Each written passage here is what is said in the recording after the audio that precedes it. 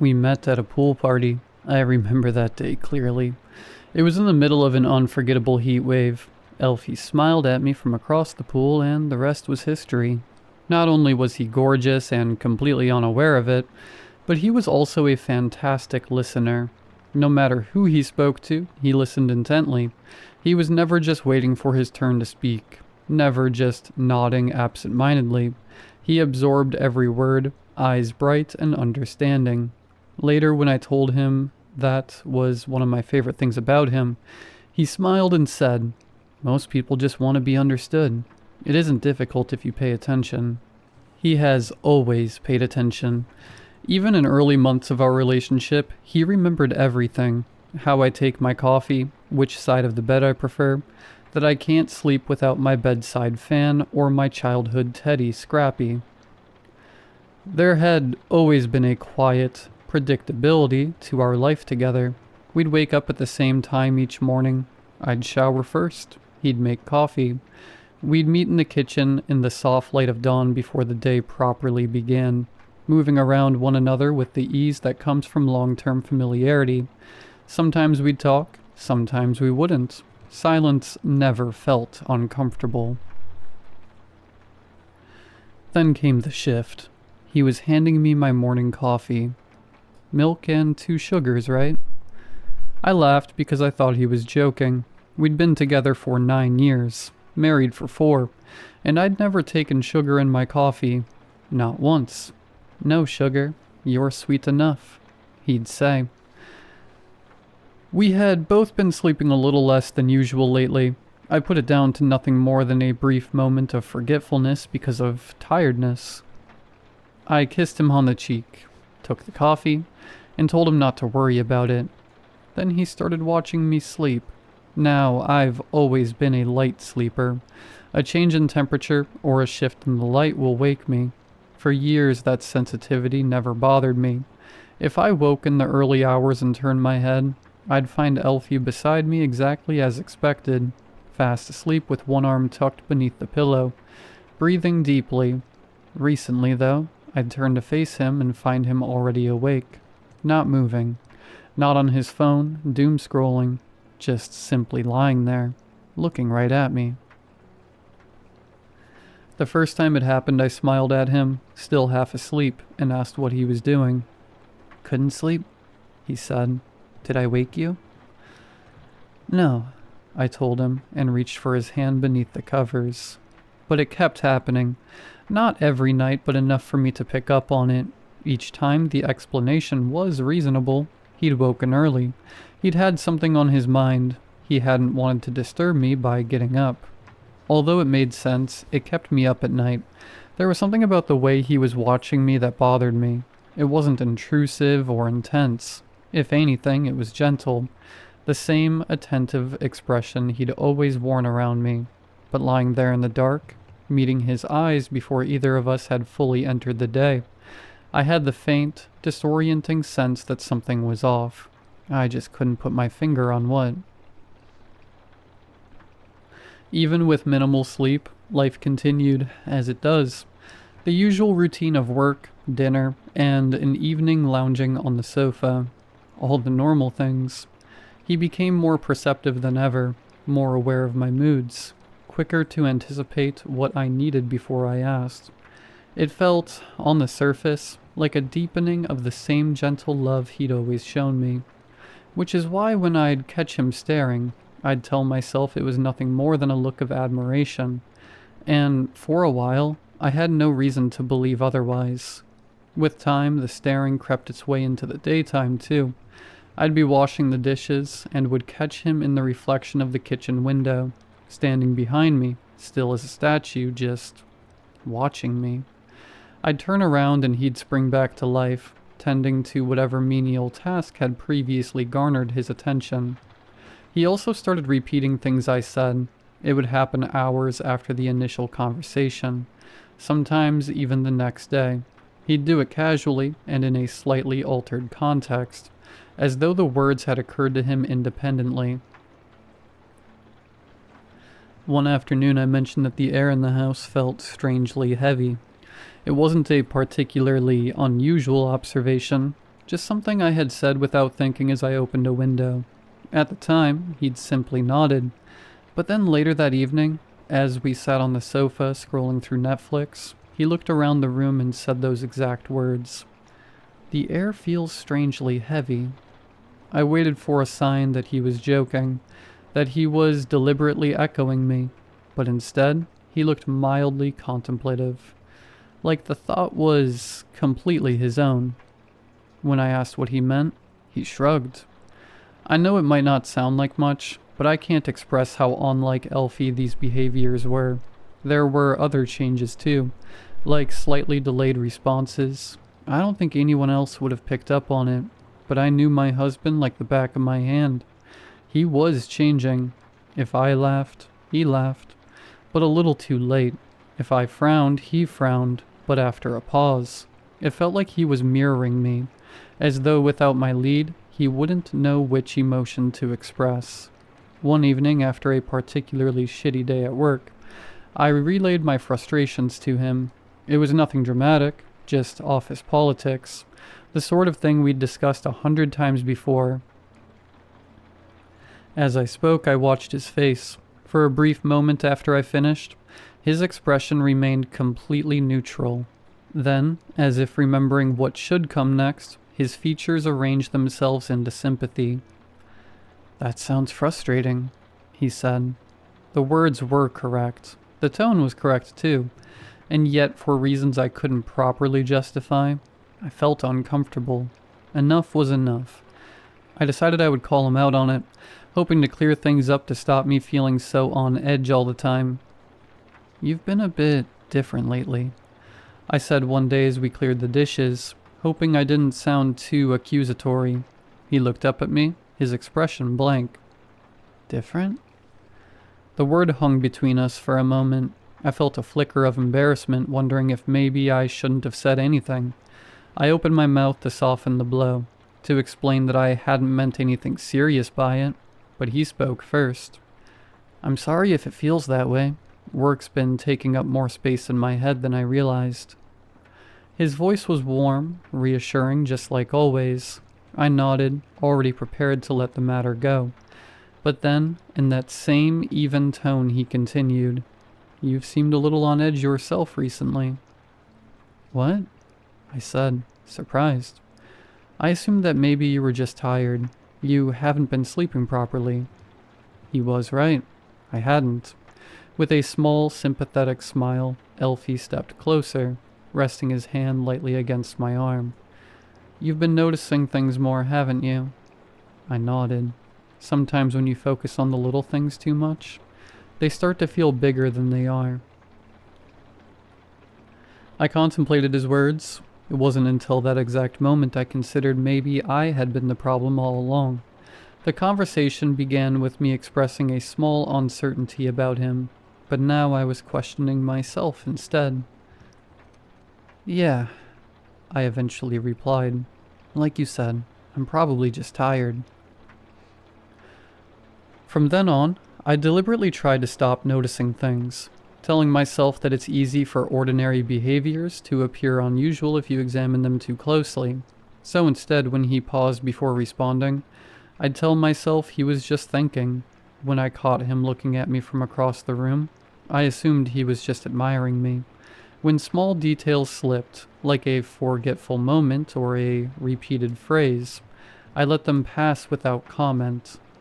This worked at first. The house felt calmer, but underneath that calm ran a thin, persistent awareness that I was working quite hard to maintain it, that I was adjusting my own perception, so that nothing he did would seem unusual enough to question. I snapped out of that mindset one evening when he did something so strange and out of character that I just couldn't ignore it. I'd been brushing my teeth when I caught him staring again. I spun around and met his gaze, expecting him to smile or say something. He didn't move, he didn't break eye contact. He just stood there, hands by his sides, head tilted slightly, staring. Something about his eyes bothered me. They were a little too wide, and there was a flicker of something I couldn't quite place, and with it came a feeling I'd never felt towards Elfie before. Dread. After what felt like eternity, he parted his lips to speak. "You've been brushing your teeth for a while now. Everything okay?" How long had he been standing there? He walked towards me, eyes unblinking. Instinctively, I took a step back. He noticed and let out a chuckle, seemingly amused by my uncertainty. I tried to stand my ground as he approached me further, but my body flinched as he raised a hand to my shoulder. Another chuckle. "Come on, darling. Let's go to bed." My heart sank. Darling? He never called me that. I was certain. Then, he was different. So in the days that followed, I began testing him. While pretending everything was fine, I purposefully changed small details in my stories to see how he'd react. The old Elfie would have questioned me, maybe gently corrected me, but this altered Elfie didn't register. Or if he did, he didn't let on. I spoke about the day we first met, describing it as a snowy day in December. He didn't correct me, so I kept going. I talked about wearing a brown fur coat when we passed each other on the street. I told an entirely fabricated story, watching him closely, waiting for him to burst out laughing or call me out on my BS. But he didn't. He listened without interruption, smiling softly. That evening, as we lay in bed in the dark, he rolled onto his side and said softly, "You're as beautiful as you were the day I met you." I froze, waiting to see if he'd taken the bait. "I knew even then that you were someone I could build a life with. That beautiful snowy day changed everything for me." I felt sick. I rolled over and pretended to be asleep, but I didn't sleep at all that night. I lay there, staring at the wall, wondering where the Elfie I knew and loved had gone. I cried softly as he slept, oblivious to my heartache. The next morning he handed me my coffee. "2 sugars," he said. "Extra sweet, just like you." I set the mug down on the counter, a little too forcefully startling him. "We didn't meet in December," I said flatly. "It was August, during that awful heat wave, remember?" He looked up at me confused. "No," he said slowly. "It was definitely December. It was snowing. You were wearing that brown fur coat." I scoffed and shook my head. "I've never owned a fur coat in my life. You know I hate fur." He held my gaze, as if waiting for me to correct myself. "Are you sure?" "Absolutely sure," I snapped, grabbing the mug and pouring its contents down the sink. "And I don't take sugar in my coffee." "Yes, you do. You always have." "2 sugars, sweet like you. Are you feeling all right?" "No," I snapped. "No sugar. I'm sweet enough." We stood in silence waiting for the other to cave. "Sorry," he muttered eventually. "I've been a bit forgetful recently. I'm sure you're right." He looked genuinely sorry and I felt a pang of guilt. He hadn't raised his voice. He hadn't said anything unkind. And there I was snapping at him, slamming things about. Something I never did, not even on our worst days. I had acted out of character, and the irony of that was not lost on me. I exhaled deeply, the fight draining out of me as quickly as it had arrived. "No, I'm sorry," I said quietly, unable to meet his eyes. "I shouldn't have snapped like that." He accepted my apology and kissed my cheek before leaving for work. Once again, I couldn't shake the creeping suspicion that perhaps this really was all my fault, that I was the one distorting ordinary moments into something they weren't. I felt like I was losing my mind. That evening, I would doubt my sanity once again. I was getting ready for bed, only Scrappy wasn't on the pillow where I'd left him. "Elf?" I called, tearing apart the duvet and searching under the bed. He appeared in the doorway, wearing a pair of blue pajamas I'd never seen before. He normally slept in his boxers. I can't find Scrappy," I said, putting the pajamas to the back of my mind. "I've looked everywhere." I was met with the blank stare I was becoming all too familiar with. "Scrappy?" I repeated. I can't find him. Elfie pointed to the cupboard. Why is he in there? I asked. You put him there. What? No, I didn't. Yeah, you did. You definitely put him in there this morning. I watched you do it. I tried to think back, but all I could remember of that morning was Elfie's sorry expression, and the guilt I'd felt for accusing him of being different. The dull ache pulsed behind my eyes, so I closed them, pinching the bridge of my nose. Maybe he was right. Perhaps I'd accidentally tidied Scrappy away. That didn't feel right to me, but it wasn't entirely impossible. I couldn't focus on the office the next day. He had definitely been wrong, hadn't he? Of course we met in the summer, right? Had I really put Scrappy in the wardrobe by mistake? Then I started to wonder if it even mattered at all. I eventually concluded that perhaps it didn't, and once again, I was prepared to let it all go. I stopped by the bakery on the way home from work to get some of those blueberry muffins he loved. A peace offering. A way to put this whole thing behind us.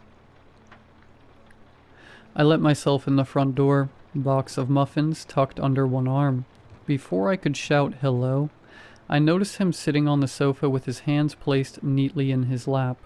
He wasn't doing anything, just sitting there, staring at the TV. It was switched off. Our eyes met in the reflection of the black screen, and he slowly turned to face me.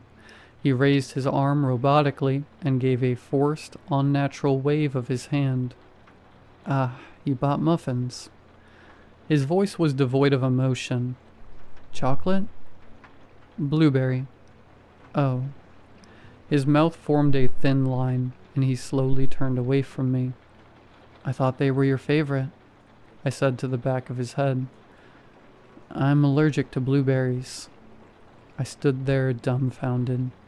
He absolutely was not allergic to blueberries. He wasn't allergic to anything. Anger surged through my veins, and I bit my tongue. He was messing with me. He had to be. You weren't the last time you ate them, I muttered. Look, he replied, taking a deep breath and turning to face me.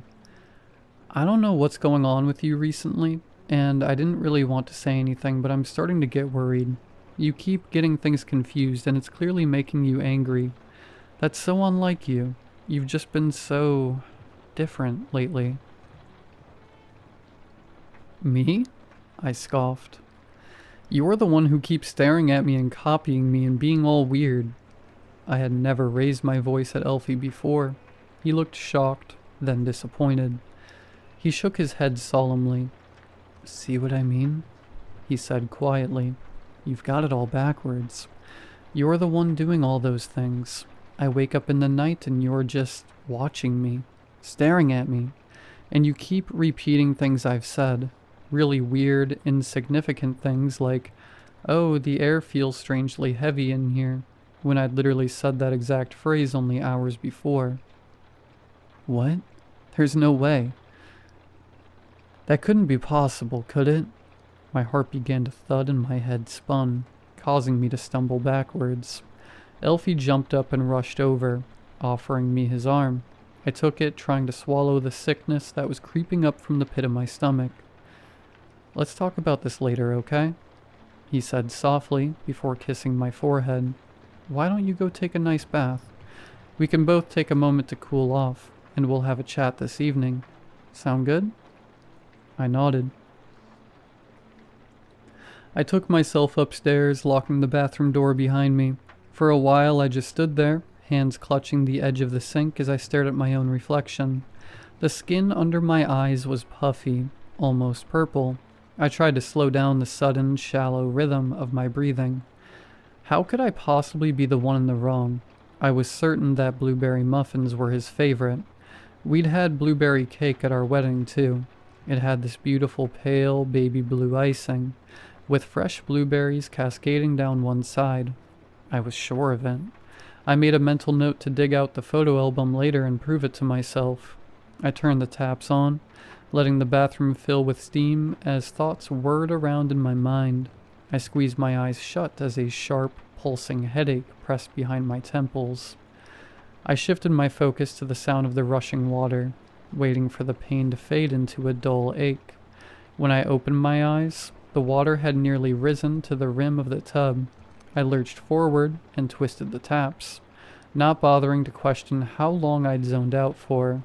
I lowered myself into the bath. The house was quiet, and the warm water offered some sense of comfort. My eyelids grew heavy, and I allowed them to close, focusing on my breath. In, out, in, out. I stayed like that for a while, before drifting into a dreamless sleep. A loud creak woke me up. I glanced over at the locked door. The thin strip of light beneath it dimmed suddenly. A shadow. Every muscle in my body went rigid as I stared at the narrow line. Someone was standing there, right on the other side of the door, not moving, not knocking, just there. I could feel it in the air, the way you can feel someone's presence even without seeing them. That unmistakable awareness of another body occupying the space just inches away from yours. Seconds dragged past, heavy and distorted. My heart pounded. Then, without warning, the shadow vanished. Erratic footsteps tore down the hallway outside, thundering away from the door. Too fast, too uneven. A chaotic scramble that sent a violent jolt through my entire body. I flinched so hard that the water sloshed over the side of the tub. The sound stopped as abruptly as it had begun, leaving behind a suffocating silence that pressed in from all sides. Had that really just happened? Had I been dreaming? In a daze, I reached for a towel and dried myself off. In the bedroom, I put on my pajamas, grabbing Scrappy from the bed and pulling him close to my chest. I lingered in the doorway for a moment before forcing myself into the hall and down the stairs. When I reached the bottom and looked into the living room, I stopped. Everything was wrong. The sofa was pressed up against a different wall with a blanket I'd never seen before folded neatly over the back of it. The TV sat on the other side of the room. In fact, every piece of furniture was in a completely different place. I looked at the curtains. They used to be gray, but now they were blue. The candles on the side table were green, not orange. But most disturbingly of all, there, on the mantelpiece, was a photo from our wedding. Slowly, I edged towards it. "Babe?" Elfie appeared from the kitchen. I leant in, examining the picture. We were cutting the cake. Our plain, white wedding cake. I collapsed to my knees. Elfie hurried across the room, his footsteps quick but careful. He crouched down beside me, lifting my chin with his finger. "Hey, what is it?" he asked, his voice low and soft. The kindness in it was too much.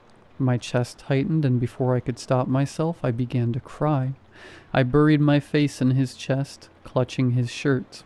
He wrapped his arms around me without hesitation, holding me close as I shook against him. "It's going to be okay," he whispered. "I've got you." I took the next few days off work, and so did Elfie. I didn't ask him to, but he insisted. He held my hand as I made a call to the doctors, setting up an appointment for the following week. He brought me coffee, black, no sugar. He even rearranged the furniture just to put me at ease. "Huh? I like it better this way," he said, as he stood back and admired the room. I smiled. "Thank you," I said weakly. My head still throbbed and my eyes were still crusty from all the tears, but I felt okay, for the first time in a while. I felt hopeful. Elfie was right. It was going to be okay. We went to the appointment together. The doctor didn't look at me when he spoke. "Stress," he said, tapping something into the computer. "And exhaustion. Very common." He printed the prescription and handed it to me. "These will help you sleep. Deep sleep. That's what you need." Elfie squeezed my hand with a reassuring smile. The first week of taking the tablets was bliss. I'd pop a pill and fall asleep within minutes. And it was a good sleep, too. Dreamless, like I was dead to the world. But nothing lasts forever, apparently, as sometime during the second week, I started feeling the side effects. I kept having these awful nightmares. In them, I'd wake up to find Elfie acting strangely. In one dream, he was completely naked and hunched over, his mouth hanging open in a wide, unnatural smile that stretched the skin of his cheeks. In another, I rolled over in bed to find him staring at me, his eyes so wide I could see the whites all the way around the irises. Every time I'd squeeze my eyes shut, willing the dream to end. Eventually, I'd fall back asleep and wake up sometime later in a cold sweat. I'd tell Elfie about the nightmares each morning. He'd listen, frowning, equally as disturbed by them as I was. He suggested that perhaps my brain was just adjusting to the medication, that eventually the dreams would stop. I hope so, I said. I don't know how much more of this I can take. They're not real, remember? Just dreams. I nodded. Just dreams. That night I awoke suddenly, heart thudding. I sat up. The bedroom door was slightly ajar, and at the end of the hallway something moved. He was there on all fours. My husband was crouched at the end of the corridor, his spine arched strangely high, his head hung low between his shoulders. His eyes were wide, wild, and fixed on me. Elfie? His mouth opened. That same huge, silent smile. Then he moved.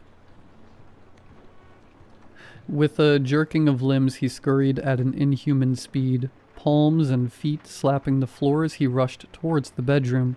I shrieked and threw myself back into bed, dragging the covers over my head. The mattress dipped as he climbed onto it. I squeezed my eyes shut and held my breath, waiting for fingers, teeth, anything. I woke, gasping for air. Morning light filled the room. The door was closed, Elfie's side of the bed cold and empty. That night I didn't take a tablet. I kept this information to myself, not wanting to concern Elfie. I waited until he was in the bathroom, then slipped the tablet back into the bottle and returned to the bedside drawer. When he came to bed, I pretended to swallow it with a sip of water. I lay awake for hours waiting for nightmares that never came. At some point, Elfie stirred next to me. I closed my eyes and pretended to sleep, not wanting him to question why I was awake. I felt a soft tap on my shoulder. Dang it, I thought. He's on to me. I kept my breathing slow and heavy, counting a few seconds before stirring to make my sleepy act seem more convincing. When I rolled over, his voice came from across the room. Over here. When my eyes adjusted to the night, I saw him standing rigidly in the corner of the room. His eyes bulged from his face, as though something inside his skull was pushing them outward. Saliva dripped from his gaping mouth, which was stretched into a wide, panting grin. Something at his side shimmered in the light of the moon. A knife. I couldn't move, couldn't speak. I watched in horror as he slowly raised the blade to his neck, dragging it gently across his throat in a silent, mocking promise. I shut my eyes and turned away, burrowing beneath the duvet. My body locked in terror as I felt him crawl back into bed. He fell asleep not long after. I lay awake trembling, still unable to move. When the morning light finally crept through the curtains and I heard him rise to start his day, I realized what I'd witnessed hadn't been a dream at all, because I had never fallen asleep. I made a plan to pack up my things and get the hell out of there, whether I was imagining it or not. I couldn't risk staying in that house with him. He checked on me before leaving for work. As I lay in bed pretending to be sick, I mumbled some excuse about calling the office to tell them I wasn't coming in. He rested his hand on my forehead, and it took every ounce of my being not to recoil. You do feel clammy, he said, feigning a look of concern. Do you want me to stay with you? My pulse raced. No, I said, trying to sound casual. No point. I'll be asleep for most of the day, I imagine. He nodded. Okay, well, take it easy. I'll be back this evening to look after you. I love you. I waited for the sound of the front door to close behind him before springing out of bed. I just needed the essentials. My keys, my phone, my charger, my purse. I'd figure the rest out later. I shoved my things into a bag and hurried down the stairs. Scrappy. I ran back to the bedroom. He wasn't on the bed. He wasn't under it. The wardrobe. I flung open the cupboard and rifled through the contents. He was buried beneath a pile of clothes that had fallen from their hangers. I went to grab him, but something else caught my eye. The glossy corner of a photograph peeked out from a small gap in the back panel of the wardrobe. A sickening thought crossed my mind. Pressing gently against it, the panel shifted with a soft, reluctant creak, revealing a narrow seam that hadn't been there before. Heart hammering, I pushed it further. It was a secret compartment. I took a closer look at the photo that had led me to this discovery. Vomit rose in my throat, my hands shaking as the picture fell from my gentle grasp. It was us on our wedding day, cutting our cake. Our blueberry cake. Reluctantly, I leant forward, peering into the compartment. Our photo albums were back there, but they looked different. I pulled one out and opened it. On every page, sticky notes clung to the photographs, frantic arrows, underlines, suggestions. The notes didn't describe our memories. They dissected them, speculating how each image could be changed, reframed, and made to say something else entirely. There was a picture of us in the living room when we first moved in together. The furniture was exactly where I'd remembered it being. A cold, sharp dread settled in my chest as the pieces fell into place. Every conversation that had left me doubting myself, every time I caught him staring at me, every odd behavior, every time he'd convinced me I was the problem, all of it had been orchestrated by him, by Elfie, by the love of my life. The slow erosion of my sanity hadn't been accidental. For months and months he sowed the seed of doubt in my mind, manipulating me, tricking me, gaslighting me. All of it had been real, and all of it had been him. I sat there on the bedroom floor, a sea of ominous rushing through me. I felt everything all at once, and it was too much for me to deal with then and there. A voice in the back of my head told me it would take years of therapy to unpack this. I wouldn't be able to trust anyone ever again. Numbly, I retrieved the belongings and descended the stairs. The urgency I'd had only minutes ago had completely left my body. There wasn't room for it. I was halfway to the door when it opened toward me. Only me. I forgot my... We stopped. Our eyes met. With a look of concern I knew was pretend, Elfie examined my face, checking for tears, for anger, for anything that might tell him what he was walking into. I watched him do it. I watched the familiar softness appear, that careful attentive he wore when he thought something was wrong. Then he saw it. He saw that I knew. His concern vanished in an instant. It was as if a switch had been flipped behind his eyes, the warmth replaced with something icy and cold. "You figured it out," he said. I didn't shout. I didn't cry. I didn't run. I simply looked back at the stranger in front of me, the love I once had for him non-existent. "Why?" I asked. "Why did you do it?" He shrugged. "No," I said. "I need an answer. It's the least I deserve." His eyes were steady and clear but eerily empty, as if nothing human stirred behind them. Because I could. And that was it. All that he'd done, all that he'd put me through. There was no reason, no master plan. It was all for sport. I pushed past him, door closing behind me as I headed for my car. I sat with my hands on the wheel as I stared back at the house we'd shared together. It was nothing more to me now than a pile of bricks. While reversing out the drive, unsure of where I was going, a realization hit me. I understood with a cold and final clarity that the most terrifying part wasn't what he'd done. It wasn't why he'd done it. It was how easily he would go on living now, untouched, unbothered, while I gathered the scattered pieces of my mind he had so carefully, deliberately broken, just because he could.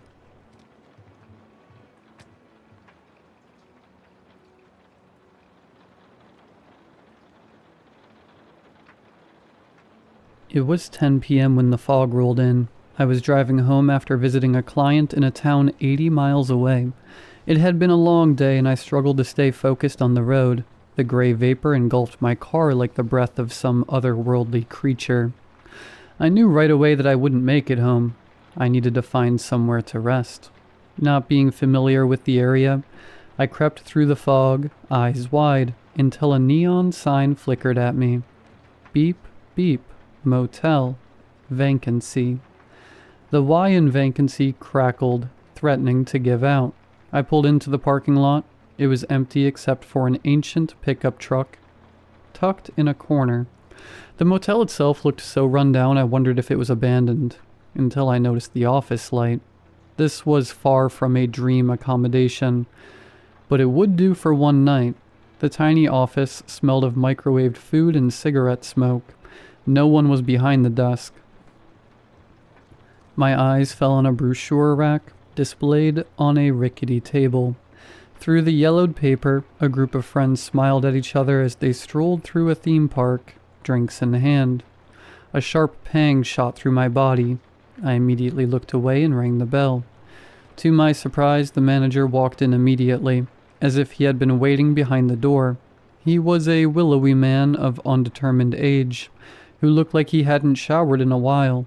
He glanced up at me from under his brow, shyly, and whispered, "Welcome to the Beep Beep Motel." "Can I have a room for tonight?" I asked impatiently. "Most certainly. Room 6? He handed me a key with slender hands. His nails were upsettingly long. "It's the last room on the ground floor. Breakfast is served in the office from 6 a.m. to 9 a.m. He pointed at a crusty coffee machine. "I'm afraid we don't have the internet. Checkout is whenever you need. Enjoy your stay." This must be the seediest motel in town, I thought. He hadn't even asked me for an ID. I grabbed the key and hurried toward my room. I passed a small service area. There was a coin laundry, a nearly empty vending machine, and I stopped short. A phone booth. I hadn't seen one in decades. A faded sign hung on the outside. "Come inside. Try our world-famous afterlife phone." I couldn't imagine anything in this motel being world-famous. "You noticed it." I jumped. The manager was standing right there, watching me. Yeah?" "Our guest's favorite feature." He smiled an almost charming smile. Little gray teeth appeared between his lips. His eyes glimmered. "What's an afterlife phone?"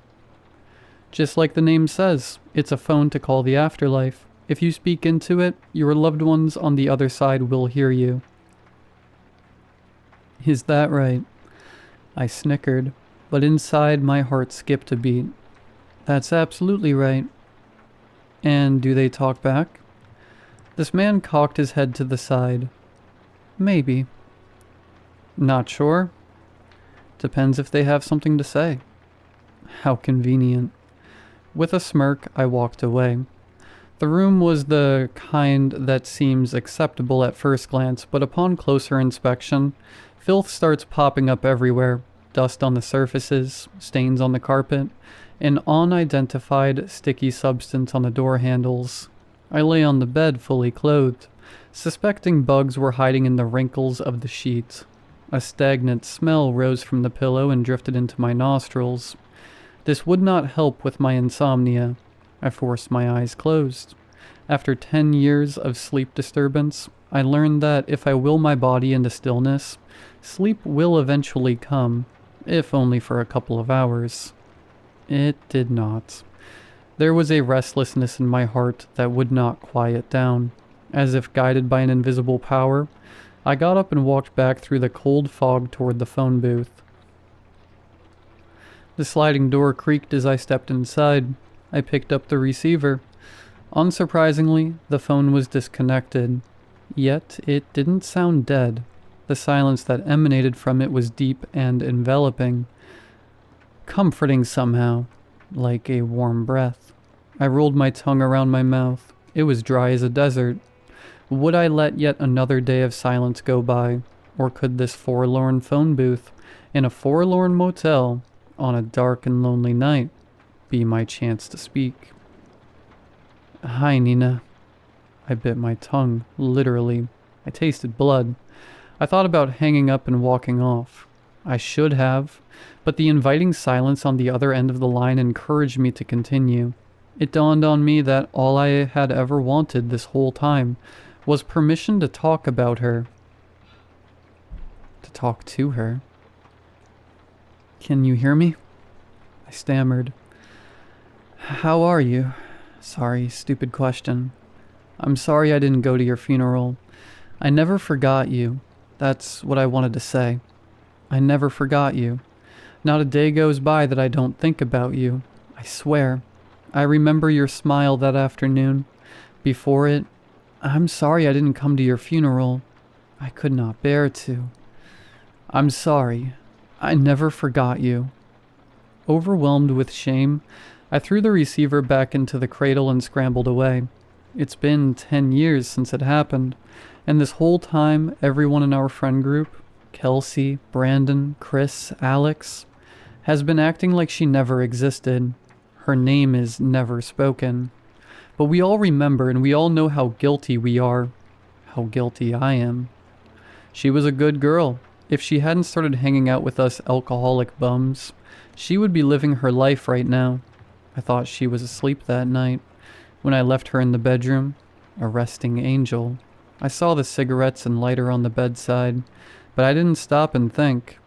I didn't think of the beers she'd drunk either, because I had drunk even more. I went into the living room with the others and kept on drinking. Then she came down the stairs, shrieking, a human torch. The memory coursed through my body. I swallowed it and hid it away. I lay down in the dark. Surprisingly, I began to drift off to sleep. Something had changed in me. Speaking her name had been like pulling a 12-inch knife from my chest. It hurt, but I felt lighter. Her face appeared in my mind's eye. She was so close to me, every detail resurrected from the fog of time. I shot from bed. I wanted to talk to her again. With the same force that once pulled me to the bottle, I hurried back to the phone booth. Nina, it's me again. I didn't have time to tell you back then. I love you. I know. I jumped. Did I really hear that? The voice was faint, coming from far, far away. Hello? I loved you too. The voice was a bit clearer now.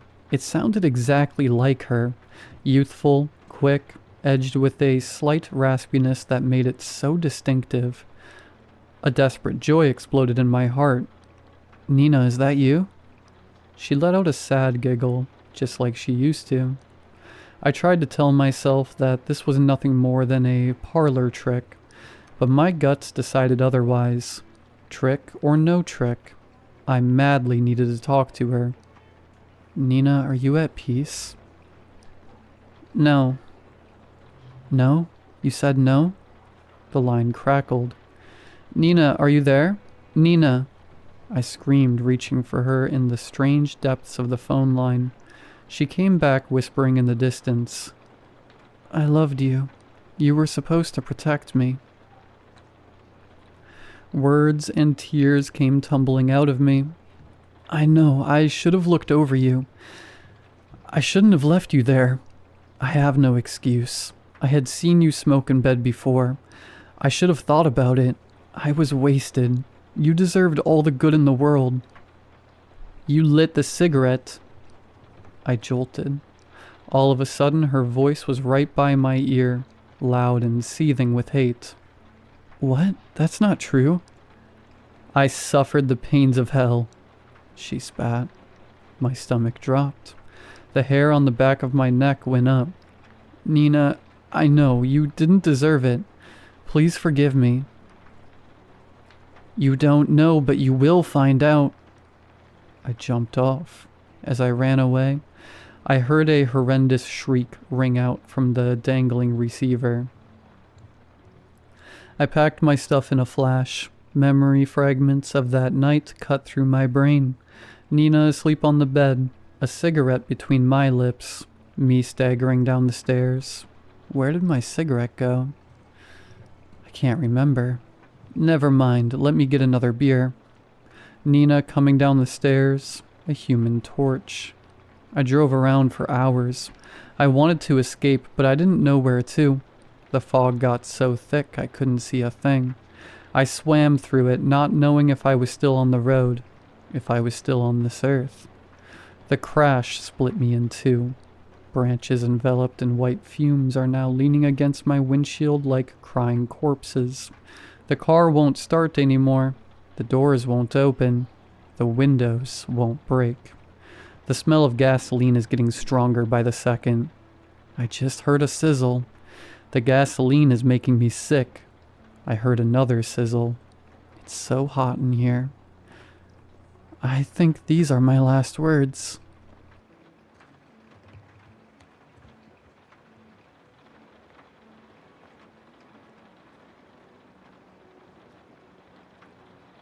My only friend in this town disappeared a year ago now. It took quite a big toll on me since we grew up pretty much like brothers together in our small town. I most likely would have moved away after high school if it wasn't for him, but friendships like this are something you have to cherish. Ever since grade school, we were pretty much inseparable, so we ended up doing most of our hobbies together, since there were not many things you can do in a small rural town like ours. The last hobby we ended up picking up before his disappearance was fishing. My dad was big into that, but it never really caught my attention as a kid, and when Adrian and I became teenagers, drinking and smoking seemed much more exciting than waiting around for fish. Eventually we started families, and being in our mid-30s now, we could more appreciate the time out and solace that fishing provided. I guess I understand my dad a bit now after all. He wasn't around to teach us anymore, unfortunately, so we ended up looking for information by ourselves. We looked up different forums and guides, practiced beginner techniques, and studied the fish native to the lakes that surrounded our town. Once we got the basics, it quickly turned into a contest of who could catch the biggest fish. Pike were the largest ones on average in our lakes, so we ended up focusing on those. They are most common near the bottom of lakes, so we ended up swimming further and further each time, looking for deeper, untouched spots. We were pretty much equal in our contest. When one of us caught a bigger fish than the other, the next time it would most often be the other way around. A week before he went missing, I beat his record by a lot. It seemed unlikely he would catch something bigger, but Adrian did not give up. I'll just find a better spot and I'll be back on top in no time. You'll see. I remember him smiling at me. The next couple days I was too busy with my job to join him in our hobby. Adrian decided to swim out by himself, so he could surprise me once my workload lightened. His boat was missing the day he disappeared. It's hard not to blame myself for pretty much ignoring him at the end, even though everyone around me keeps telling me it's not my fault. He was an adult going fishing and getting lost. That's not your responsibility, they kept repeating. But that didn't make me feel any better. We were still beginners. We each brought our boats when we started this hobby, and up until then, we went out together each time. The only reason he went out alone is because I had no time. The police sent divers, boats, all kinds of search vehicles, but none of them ended up finding him. I was closely involved with the rescue mission, since they said I could provide them with information about all of the fishing spots he might have gone to. Unfortunately, I didn't know the spots he might have found on his own before his disappearance. They ended up scanning the entire seafloor, but there was no sign of Adrian or his boat. They did end up finding a corpse about a week into the search, but forensics revealed no relevance to the case. It was apparently a woman, and she had been dead for well over a year. I could remember her case. I didn't know the family very well, so I wasn't sure what exactly happened. I know it's awful of me, but I was happy it wasn't Adrian. It gave his family some hope that he might still be out there, even though I couldn't bring myself to believe the same. I hadn't gone fishing since. Until yesterday. Yesterday marks the 1-year anniversary of his disappearance, and as far as I was concerned, his death. I really missed our antics, as you can imagine. Life wasn't the same since he was gone, so I decided to do something I could remember him by. Something that would allow me to honor his memory and our friendship. "Honey?" I asked my wife the night before my trip. She expressed, turning around to face me. We were already lying in bed, but with the date coming up, I could not stop thinking about it. "I think I want to go fishing tomorrow," I told her. She smiled. We didn't often talk about emotions, but she always understood me nonetheless. "That's a great idea, I think," she expressed. "You still have the spare fishing rod you bought him before, right? You could bring that along as well, you know? Reminisce a bit." "I think I would like that," I replied as I thought about her suggestion. And with that, I fell asleep. But not for long. My alarm went off at 4:30 a.m. I hadn't gotten up this early in quite a while, so it took some getting used to.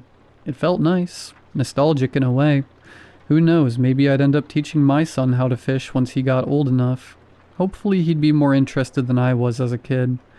Either way, that possibility alone made me happy, and I was now looking forward quite a bit to today. I packed all my stuff, grabbed a couple of beers, drove out to the lake, and looked for my boat. It was still in the same position. The spiders apparently didn't mind, since it was covered in cobwebs. I spent the next half hour getting it back into shape, and by the end of it, I was ready to head out. I put both of our fishing rods in the boat, opened a beer, and toasted the sky. I took a big swig and swam out onto the lake. I still remembered all of our usual spots, but this time I wanted to find a new one. I decided to try and beat my record from a year ago, continue the challenge, so to speak. So I swam by our spots, taking in the view, and continued onward. I had really missed the silence this hobby provides. I felt like I was able to relax for the first time ever since the incident. After about 15 minutes, I was happy with the spot I had found. It was deep for sure. I threw out the anchor, waiting for it to reach the bottom longer than ever before, and got ready. I fixed my fishing rod by the boat, laid back, and relaxed with my beer. The next thing I remember was waking up. I guess I was not used to waking up this early anymore at all. I had fallen asleep for a couple of hours at the least. Judging by the sun, it was noon now. The sun stood in the middle of the sky, gleaming and illuminating everything. It was almost too bright.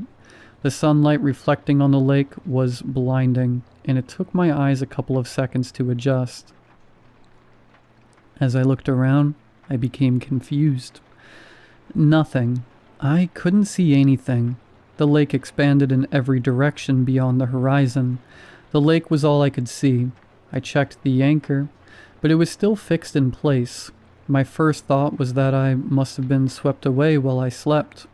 But apparently this wasn't the case. And besides, while this was a big lake, it certainly wasn't big enough to lose sight of the shore on all sides. I checked my phone, but there was no reception. Not unusual out here, but still unfortunate.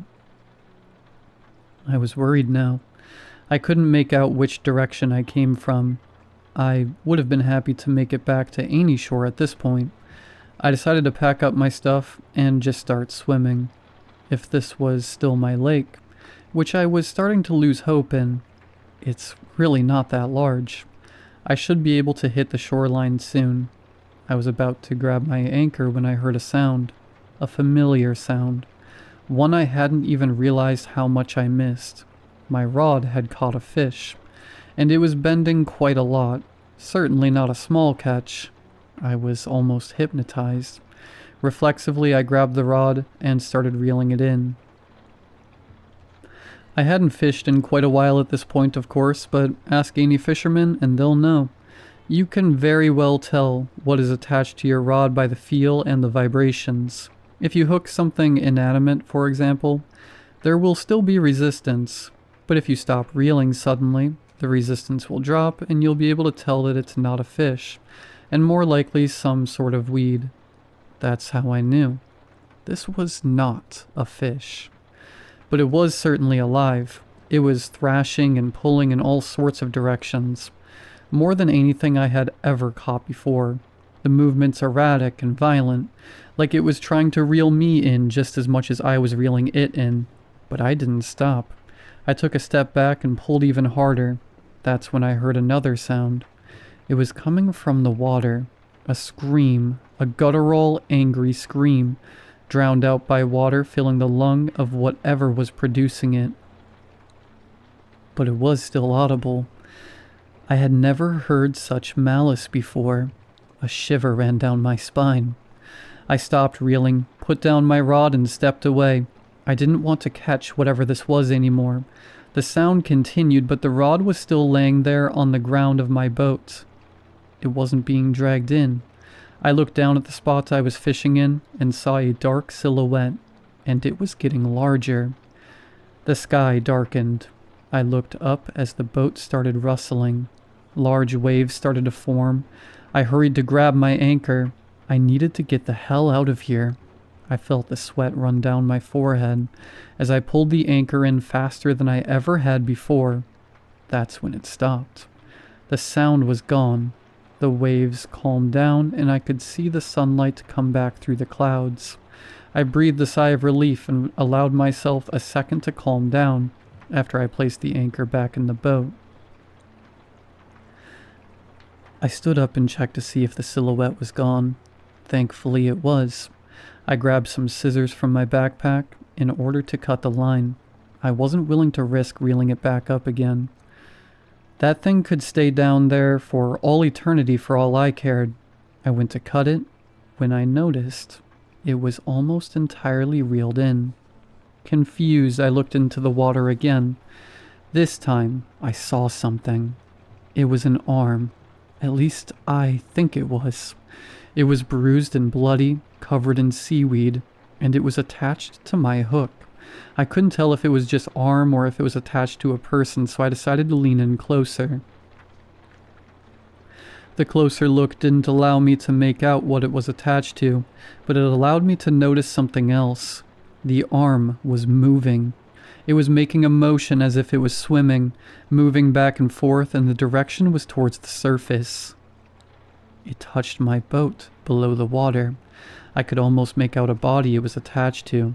As it grabbed the boat and started pulling with an immense force, the boat tipped over almost immediately and I went flying into the lake. I gasped for air, but my lungs filled with water. I panicked and tried to hurry to the surface when I felt a cold hand grab my foot, dragging me further below. I flailed my arms trying to hold on to the boat, but I could only manage to grab one of the fishing rods. My whole body ached. I needed to breathe so bad I started coughing, but it only pumped the remaining oxygen from my lungs. I was starting to feel lightheaded. I opened my eyes and saw Adrian's boat.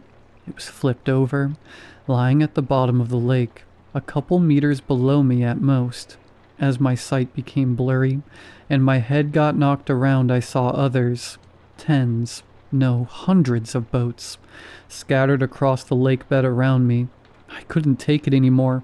My body, basically on its own, opened my mouth to try and breathe in. A last-ditch effort to cling to life. Air filled my lungs. I was regaining my consciousness as I looked around. I was at the surface, my head above water. My boat was gone. More strangely, I could see the shoreline. I was back at the same spot I had fallen asleep in. I barely made it back to the shore, my body so depleted of strength that I was sure I'd sleep for the entire rest of the week. As I lay there on the shore, looking up at the sky, I had the same thoughts I still do now. The next time someone disappears on this lake, I wonder if they will find Adrian's body instead.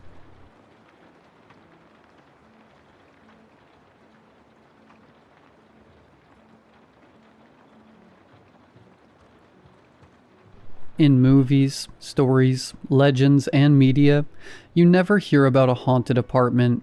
It's either the house, the land, or the person. I was 8 years old when I was diagnosed with chronic insomnia and night terrors. It was no surprise to my doctors at the time. My mom, 2 brothers, and I had just escaped my extremely abusive father. We traveled from a house in Nevada to a 3-bedroom apartment in a crappy part of Washington state. My father made enough for my mom to stay home with all of us kids, to suddenly my mom working all the time and still having to frequent the local food bank. I was just having a hard time adjusting. It's the trauma my dad put us through, mixed with my entire life being uprooted so we could be safe. My mom had the master bedroom, my brothers shared the room right next to hers, and me being the only girl had the room down the hall to myself. I remember when the dreams started, or the night terrors according to my doctor. I was walking alone in a cave. It was so real I could feel the dampness of the cave on my skin. The cold would rattle me to the bones. The echo of dripping water would fill my ears. I would walk aimlessly. It was too dark to be able to tell where I was going. Every evening it was the same, but when I went back to sleep, I would pick up where I left off, like a save point in a video game. Every night for weeks, I would just walk. Then I would wake up cold, damp, and confused. After a couple of weeks, I heard crying in my dream. I was only 8 and wanted to help, so I followed the sound of the sobs. The crying would echo throughout the cave. The drips, the cries, the dampness, the cold. I began to dread going to sleep. I just wanted to sleep. But I had to find the source of the sobs. Maybe I could end the nightmare if I did. Eventually I saw a shape in the cave. The crying had gotten louder, and I finally found the source. It took me weeks to get close to the figure. Every night getting closer and closer, but not quite reaching it. Finally, I did. A little girl around my age. Her hands were covering her face. Her shoulders shuddered with every sob. I would talk to her, try to console her, do everything I could from a distance to get her to stop crying. Then one night I got close enough to touch her. I asked if she was okay, if she was lost as well. I put my hand on her shoulder. Dead silence. No more crying. No more water dripping. No echo. Nothing. Not even the ringing in my ears I had gotten so accustomed to after my dad knocked my mom into me 2 years ago. The little girl moved her hands from her face and looked up at me. She was disgusting to look at. Her face had gouges and dried blood all over it. The palms of her hands were cut and her wrists had slices in them. The worst part was her eyes. There was no pupil. The entire eye was black. They were sunken in her skull as if she hadn't slept in weeks. I screamed in my dream and woke up with the scream caught in my throat. The girl was standing next to my bed. She didn't cry anymore. And I didn't dream. I didn't sleep. The dark circles under my eyes began to turn purple. They were becoming sunken in, and my mom was worried. I didn't tell her about the girl. The girl stayed in my room, and every time someone came in, she would hide in the top cubby of my sliding closet. She would look at me with a smile, her finger to her lips as she cocked her head, shushing me. At night she would talk to me, tell me that we're friends, that I saved her, that we could be friends forever if that's what I wanted. She terrified me.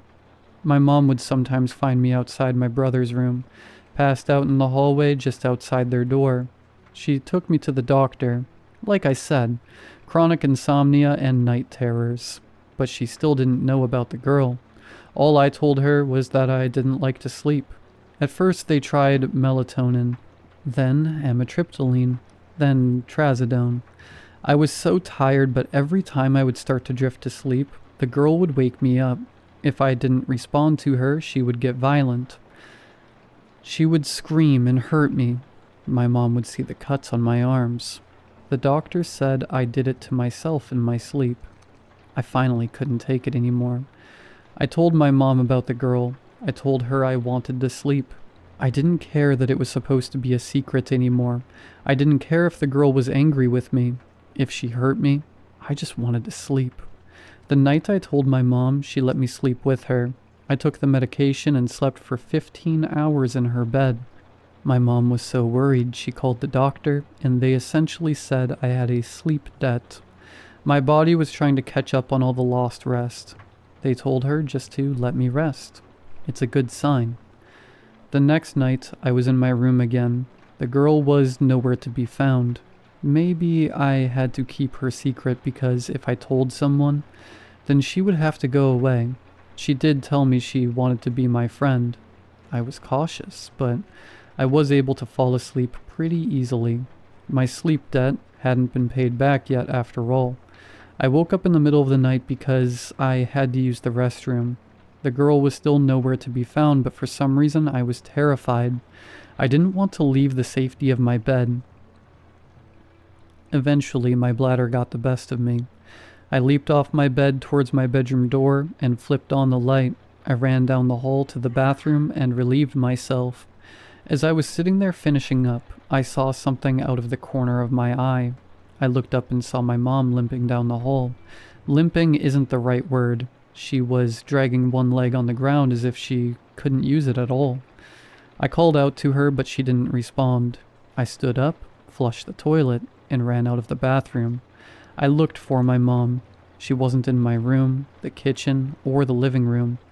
A deep fear had built up in my chest. I remember running to my mom's room and finding her in bed.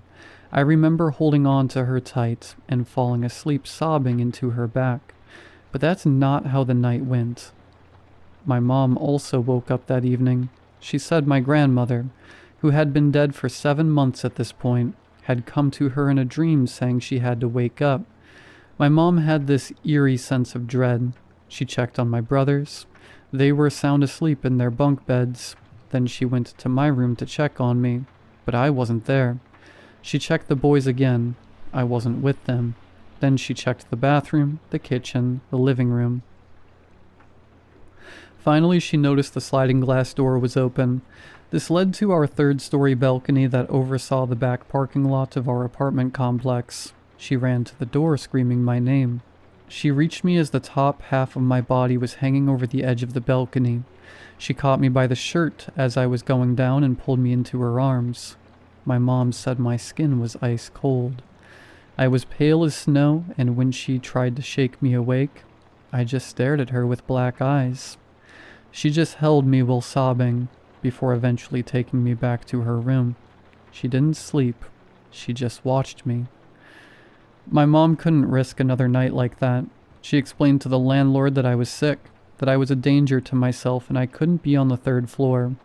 The landlord was sympathetic and let her break the lease without penalty. My grandpa had been getting ready to sell his house. He couldn't live there since my grandma passed away. He let us move in under the agreement that my mom took over renovations and kept his things safe so he didn't have to pay for a storage unit. My sleep schedule returned to normal. Eventually, we forgot. It's been 18 years since then.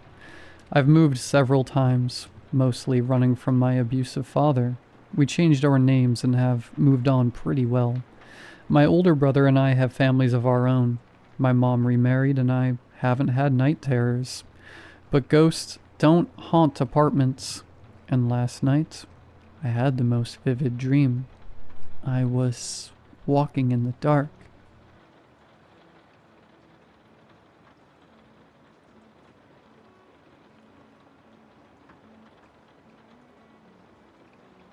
I keep going back and forth on whether to post this. Part of me thinks writing it out will help me process it, and part of me thinks I sound like a lunatic, but whatever. Here goes. I do cleanouts for a living. Foreclosures mostly. Some abandoned rentals. couple hoarder situations a year. Basically, once a bank or a landlord takes a property back, they call guys like me to go in and get everything out so they can sell it or rent it again. It's not glamorous work. Most days it's just garbage bags and trying not to gag. You see a lot of sad stuff. Family photos people left behind, kids' toys, one time a dog crate with the door still zipped shut, and I don't want to talk about that one. Point is, I've seen a lot of empty houses, and I've never had anything happen that I couldn't explain until 3 weeks ago. This place was a foreclosure in redacted because I don't need that headache. Been empty at least a year, probably more. Had that wet wood smell that houses get when nobody runs the heat for a while. No power, windows were so grimy you could barely see through them. Standard stuff, honestly. I've seen way worse. I was working the upstairs bedrooms. Tiny closet in the back bedroom. Barely big enough for a rod and some hangers. There were a few coats still hanging, and behind them on the floor was a metal lockbox. Like the kind you'd keep documents in. The fireproof ones from Walmart or whatever. Okay, so this is the part where I have to be honest about something. Because people keep asking me, why didn't you just leave? And the answer is because at this point, nothing weird had happened yet. It was just a box in a closet. I open boxes and containers in these houses literally every day because sometimes there's stuff worth salvaging. And sometimes there's stuff the bank needs to know about. The box wasn't locked, wasn't even latched all the way. Inside, one of those old chunky Polaroid cameras. A pack of film and a stack of photos face down. They looked blank on the back, just white. I picked them up to flip through them, and one slid off the stack and landed on my forearm where my sleeve was pushed up past my glove. Except it didn't land. It stuck, flat against my skin. Stuck. Like a sticker or like wet paper, except it wasn't wet. And immediately cold. Not cool, cold. Like I'd press an ice cube to my arm. I pulled it off quick and it made that sound. You know when you peel tape off skin? That ripping, tacky sound? It took a second to come free. There was a white rectangle on my arm where it had been. And I don't mean pale, I mean white. Like the color had been sucked out of my skin. Like you took a photo and erased one square of it down to nothing. I was still looking at that trying to figure out what the hell when I noticed the photo in my other hand was changing. It was developing. Or whatever the word is when a Polaroid goes from blank to showing an image. Except what it was showing was skin. My skin. I could see the freckle I have near my elbow.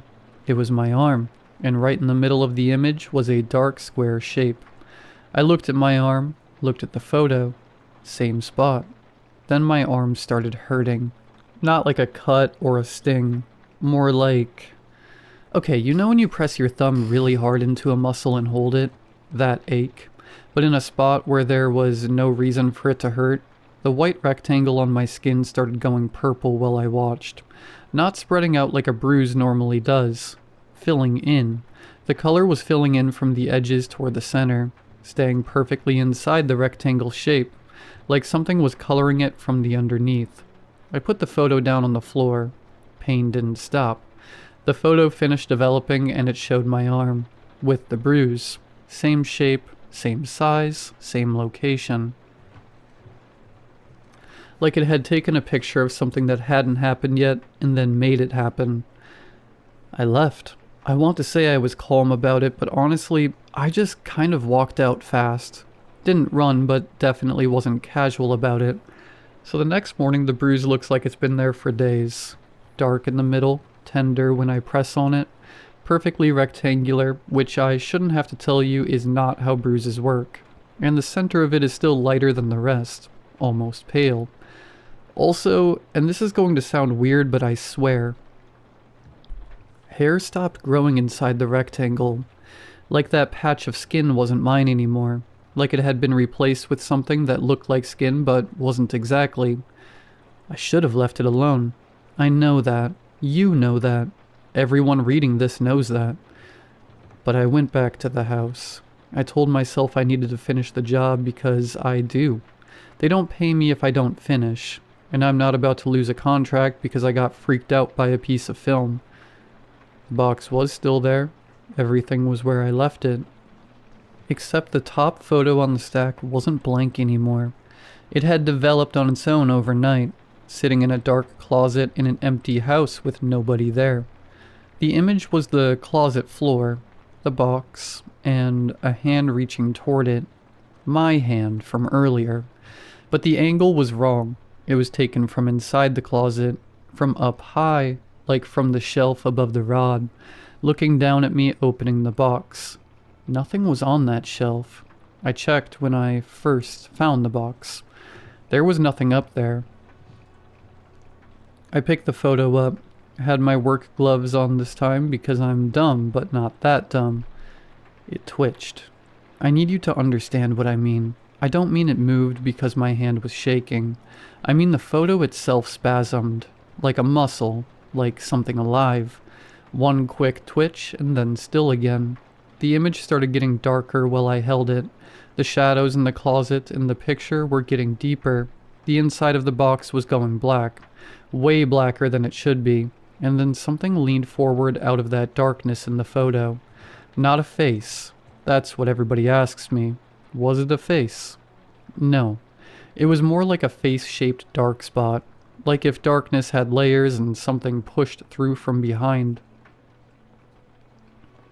My bruise lit up. Felt like someone put a cigarette out on my arm. I dropped the photo, yanked my glove off because my palm was burning now too. Red rectangle in the center of my palm, same size as the photo edge, right where my fingers gripped it through the glove. So obviously I took the whole box home. Yeah, I know. I don't have a good explanation for why I did that, except that I think I was already past the point of making smart decisions. I think when something impossible happens to you, your brain just kind of stops running the "is this a good idea" program and starts running the "I need to understand this" program, and you do stupid things. Kitchen table, I dump everything out. Camera, film, stack of photos. I'm just sitting there, staring at it like it's going to explain itself. The camera clicked. My hands were in my lap. I was not touching it. It clicked by itself. The mechanical sound of a Polaroid taking a picture. Then the motor noise. Then a photo slid out of the front. It slid across the table and stopped right in front of me. I don't mean it traveled because the table was tilted. My table isn't tilted. It slid across a flat surface and stopped in front of me like someone pushed it. I didn't pick it up. I just sat there and watched it develop. It was me, sitting at my kitchen table from across the room, like from the doorway to the living room. In the picture my left hand was up and there was a black square on my palm, not the red mark that was actually there. Black, like a hole. My real hand started burning, deep, not surface level, like the pain was coming from inside my hand, from the bones or the tendons or whatever is in there. I ran to the sink and held it under cold water and it didn't help at all. Watched the skin on my palm go white, then red, then this dark angry color. Perfect square edges like it was printed on me. The camera was pointed at me from the table. The lens was facing me. I had dumped it out randomly and somehow it landed pointed right at my chair. Or it moved. I don't know.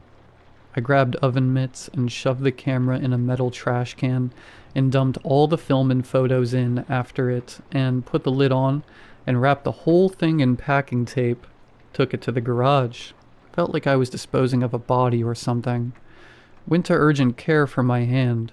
Nurse wrapped it up and asked what I touched. I said, an old camera. She gave me this look like she wanted to ask more but didn't. They gave me burn cream and sent me home. That night I woke up because I heard it. That sound a Polaroid makes. The click and then the whirring right next to my head. Camera was on my nightstand, with a fresh photo sitting next to it. I left it in the garage. I taped the lid. I know I did. The new photo showed my hand, bandaged up, except in the photo the bandage was soaked through. dark, saturated. My actual hand started itching under the bandage, then stinging, then this pulling feeling like something under my skin was being tugged sideways. I ripped the bandage off, and the burn had changed. The skin inside the rectangle was smooth. Not scarred smooth, but like new, shiny, like a different type of skin had been installed there, and in the dead center was a gray mark. It looked like a doorway, a tiny rectangular doorway shape in the middle of my palm. Camera clicked again. Another photo came out, then another one, then another. I didn't think. I grabbed it with the kitchen tongs, ran to the bathroom, threw it in the tub and dumped bleach, tile cleaner, drain opener, everything under the sink on top of it. Didn't even think about the fumes. Probably should have. The camera sank to the bottom of the tub and it sank wrong. Too fast. Way too heavy for what it was. Then it started whirring. Loud. Not the normal sound it makes. Angrier. Faster. Like it was trying to take photos rapid fire from underwater. My palm felt like something was pushing out from inside, pushing against my skin from underneath, trying to get through. I yelled. I'll admit that. I'm not going to pretend I was tough about it. I yelled and almost passed out and had to sit down on the bathroom floor. The skin inside the square on my palm cracked along the edges. Clean, straight cracks. And underneath the cracked skin was raw pink new skin, like something had been pressing into it from the inside, molding it. Then the camera stopped. Everything stopped. The whirring, the pressure in my hand, all of it just done. I left everything in the tub for 3 days. Didn't go near the bathroom. Used the kitchen sink to brush my teeth. I don't care if that's gross. When I finally went in there and fished stuff out, the photos were ruined. Warped and swollen and fused together. The camera looked partially melted, the plastic all warped and discolored. I thought, okay, it's over. Whatever that was, it's done. Then I picked up the photo from the stack and on the back of it, pressed into the surface like someone wrote it with a fingernail or words. Keep still while it develops. That night my phone wouldn't unlock. Face ID wouldn't work. I tried the passcode. Tried fingerprints. Looked at my fingers. The ridges were gone. My fingerprints, they were just smooth. Both hands, all 10 fingers. Smooth like paper. Like photo paper. It's been a few weeks now. Nothing else has happened. The rectangle scar on my palm is still there. Skin inside it still feels different. Tighter. Thinner. Gets cold sometimes randomly. Real cold. Same cold I felt when that first photo stuck to my arm. My fingerprints haven't come back. I had to set up a new passcode for everything. Couldn't even log into my banking app for 3 days. Try explaining to your bank that you need a password reset because a haunted camera stole your fingerprints. You can't. You just say you forgot it. I don't know what was in that camera. I don't know what it was trying to do to me. I don't know if that gray doorway shape on my palm is what I think it is. But sometimes at night my hand gets cold in that spot, and it feels like something on the other side is pressing back, waiting for another picture. So yeah, don't touch old Polaroids you find in empty houses, because whatever's on the other side of that film, it doesn't just take pictures. It takes prints.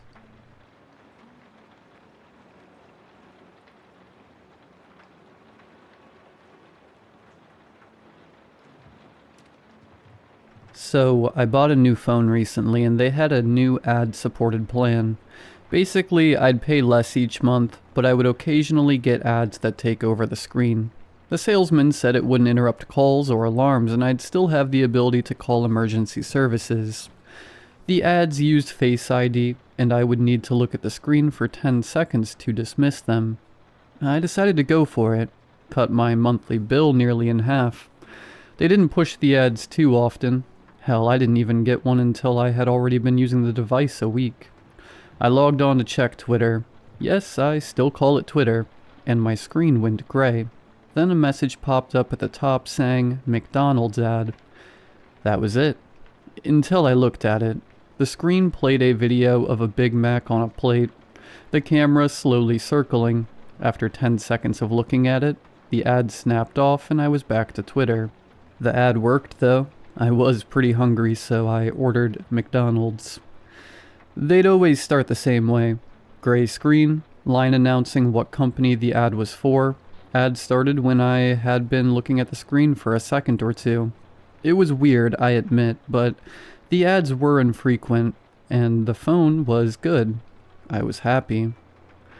Then, after about a month, my phone pinged as if I'd got a message. Would you like to opt in for targeted ads? It said. Below were 2 buttons for me to press.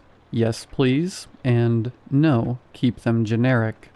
I sighed and stared at the options for a moment. I did hate getting random ads. The day before I'd received one for menstrual cups, and every third seemed to be a gambling ad. But the notion of rubber stamping their desire to sift through my information and habits left a bad taste in my mouth. So I clicked no, keep them generic. At which point a further message popped up. Are you sure? And below that, yes, I want to opt in. And no, I've changed my mind. There was no right answer. I swore under my breath. New phone and it already had a bug. I clicked one of the options and accepted the targeted ads because until I did the thing was a glorified paperweight. Congratulations. From now on we will target ads just for you, Brian. I didn't like that. Sure, I was signed in, and logically it had my name, but no. Nuh-uh. I was getting the thing fixed or returned or something. I brought it up to my roommate Eric, because he was good with technology. Better than me, at least. He just laughed, his massive frame jiggling. Oh yeah, they probably own your soul now.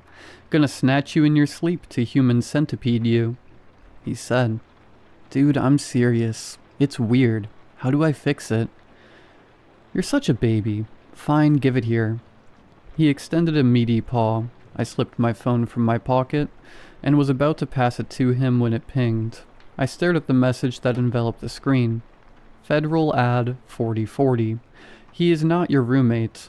Do not trust him. I froze, staring at the screen, trying to process the message. What is it? Eric leant forward to try and see my phone. The ad was gone, but I quickly stuffed it back in my pocket anyway. Nothing. Work thing. I tried. They need me to come in. Bummer. Want me to check out your phone first? What? Oh, no, I gotta run. Cool beans, bud. I'll take a look at your phone when you get back, Eric said. I moved past him and out of our apartment.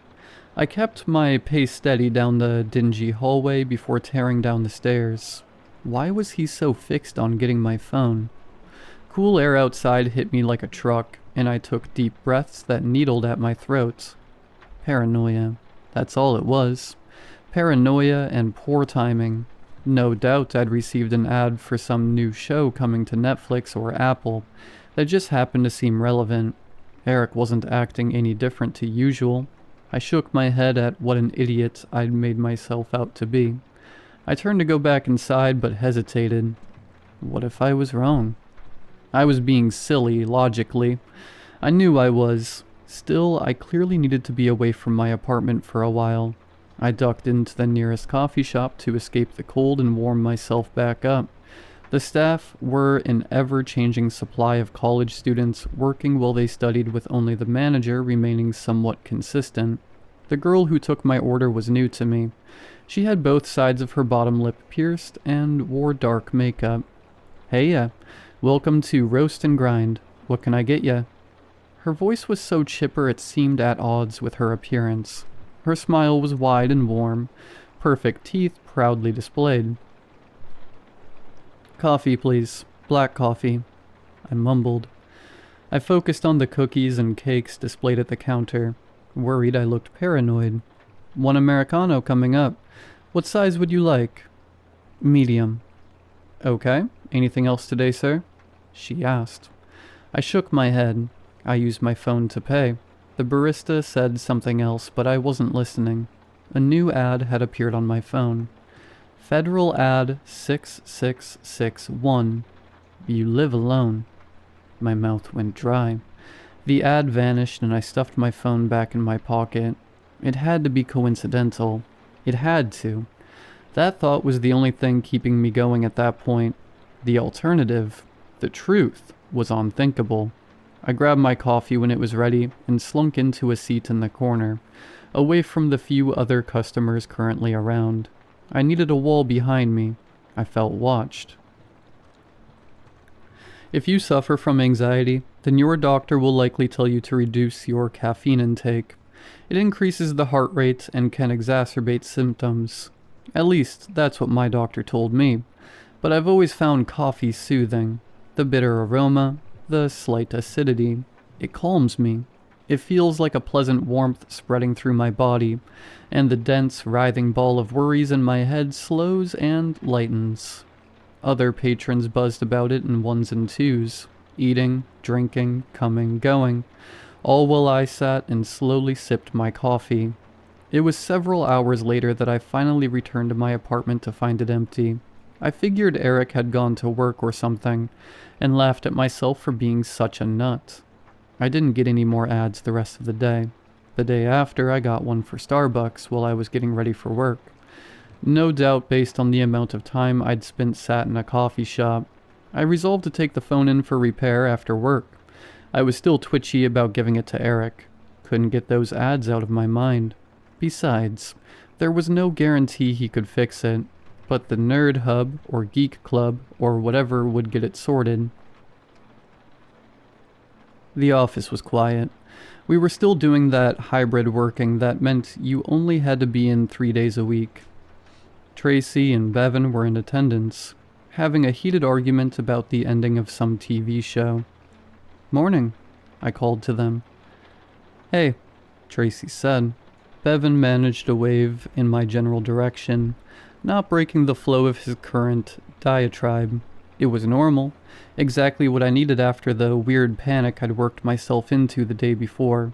I spent most of the time filling in reports, fixing a spreadsheet that someone had butchered since I'd last used it, and logging my hours with various clients. At lunch, I grabbed a tuna melt from the food van that parked by the office, and sat in the cubby canteen rather than the main canteen. It was a small room that was probably meant for meetings, but no one used it, so our team had seized control and stuck a mini fridge and snack bar in there. Bevan virtually threw himself into the seat opposite me, flicking his hair from his eyes.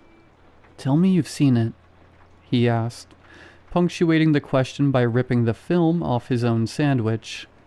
"Seen what?" I could only assume he wanted to launch into the same rant he'd subjected Tracy to that morning. Before he answered, my phone buzzed.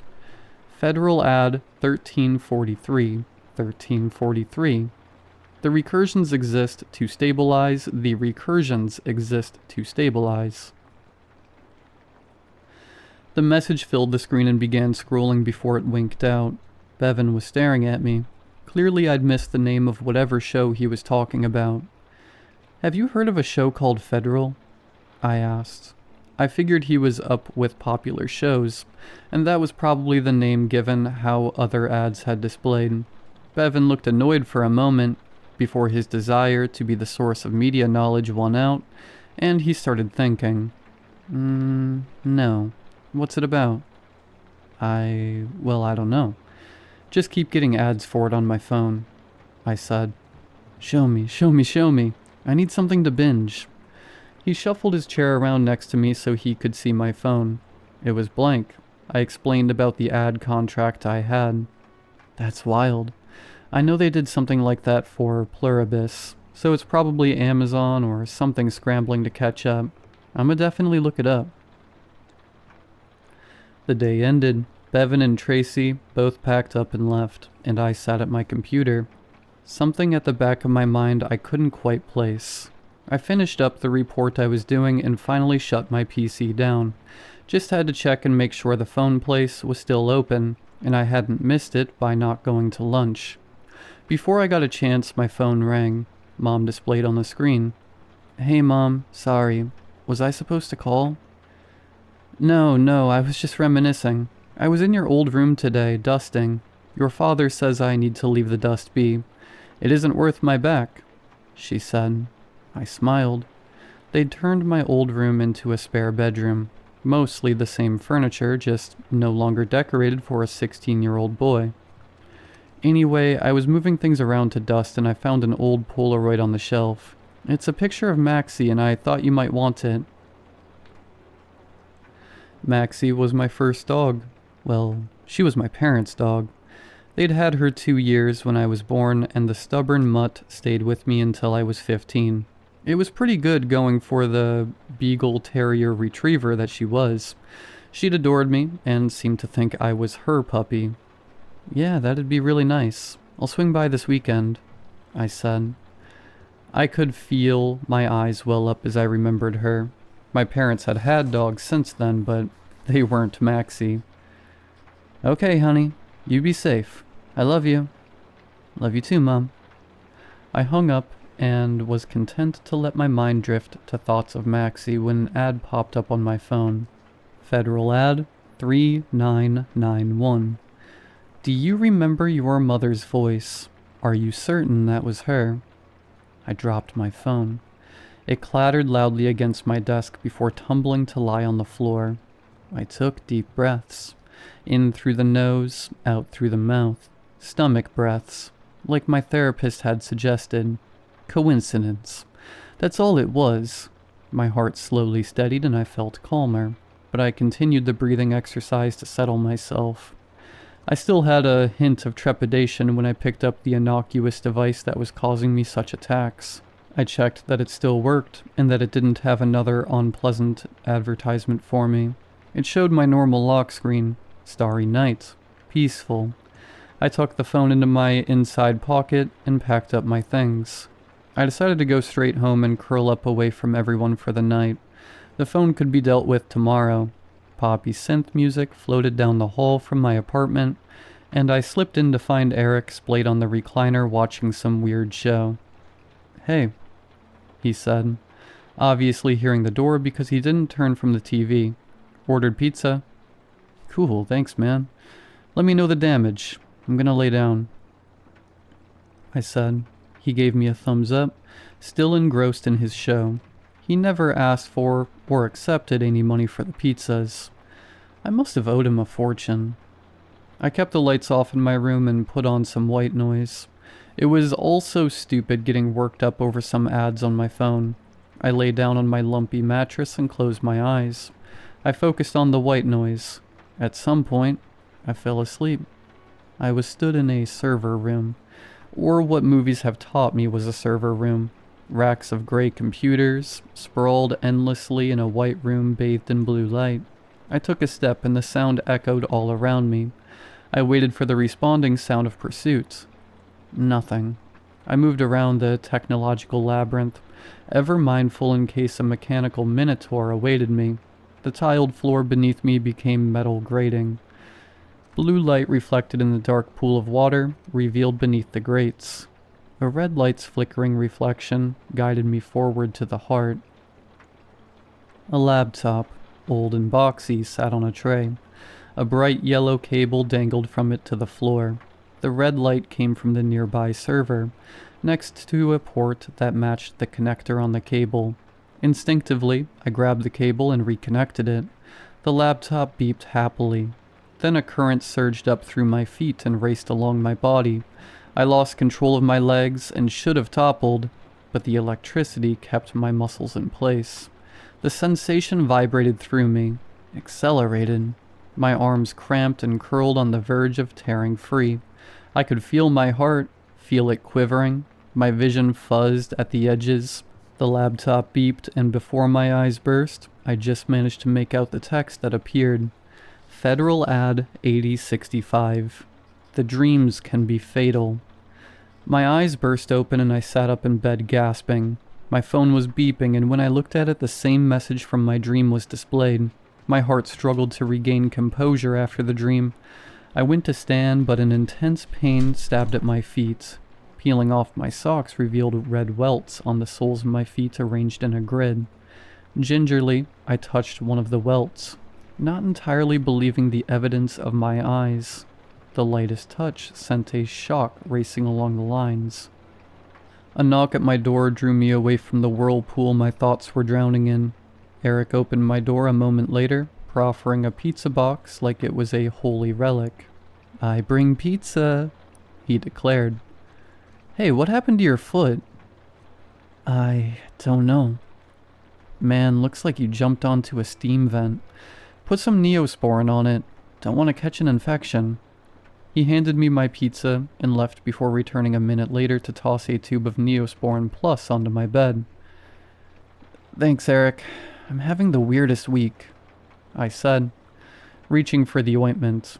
He gave me an understanding nod and closed my door. I decided to eat my pizza before applying the ointment because there was no way I'd make it to the bathroom to wash my hands, and I didn't want Neosporin pizza. The next day the lines were faded and, well tender, I could place my weight on them. After a sleepless night of speculation, I still wasn't sure if the ad had saved my life, or been the thing trying to kill me. Either way, I decided to leave my phone at home and head to work without it. It was just me, Tracy, and Bevan in the office again. They seemed to be rehashing the same argument as yesterday, so I left them to it and moved to my desk. Irritatingly, there had been some technical issue, and I had to replicate a lot of the work I'd done the day before, not before spending an hour in a tedious call with IT. However, which culminated in them informing me they couldn't recover any of it. I was relieved when lunch finally came around, and I could grab a sandwich from the truck. I had barely sat down when Bevan swept into the seat opposite me. He flicked his head to move the hair from his eyes. "Tell me you've seen it," he said as he tore open his sandwich. The words gave me an odd feeling, tickling a memory. My phone pinged, and I pulled it out of my pocket. It was an ad. Federal ad 1343, 1343. The recursions exist to stabilize. The recursions exist to stabilize. The sentence went on and on, scrolling up my screen. I dropped my phone like it was on fire and darted away from the table. "Whoa, geez, Bry Guy. You okay there?" Bevan asked. He had paused mid-bite to follow the trajectory of the phone as it bounced off the table and sailed onto the floor. I didn't reply, just took a wide circle around the device and darted out the door. I had left my phone in my room.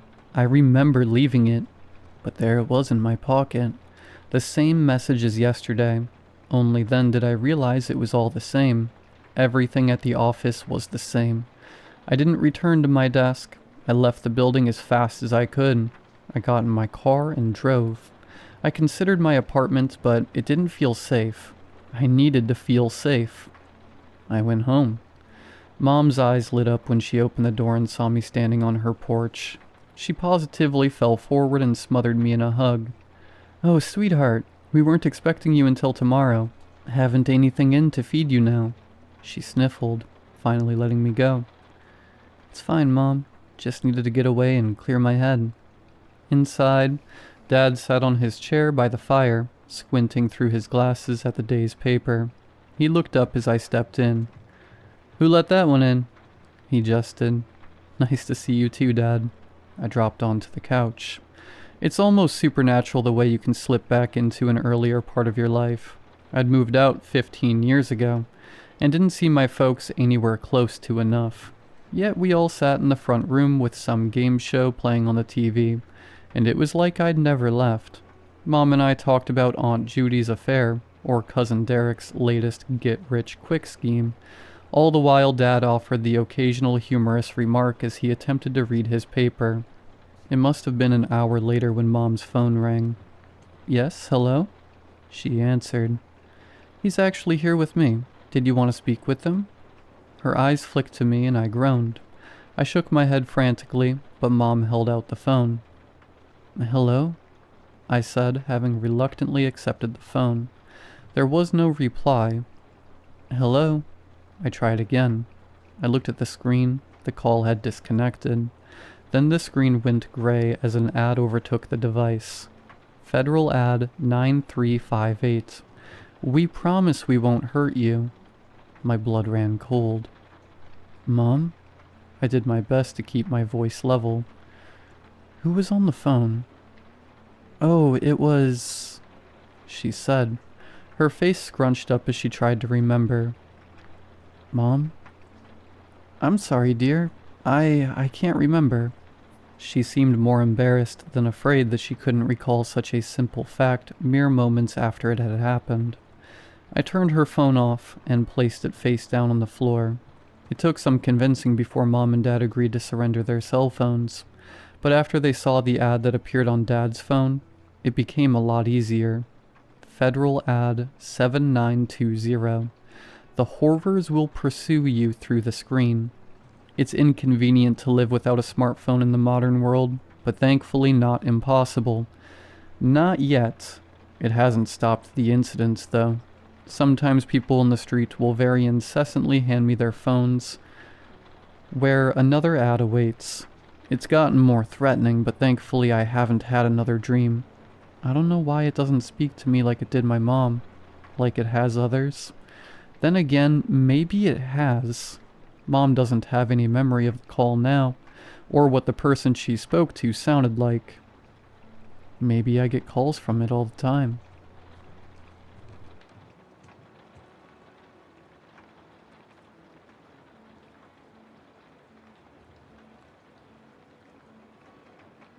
I hold no expectation that this could ever, or will ever, make it from my little laptop to the internet.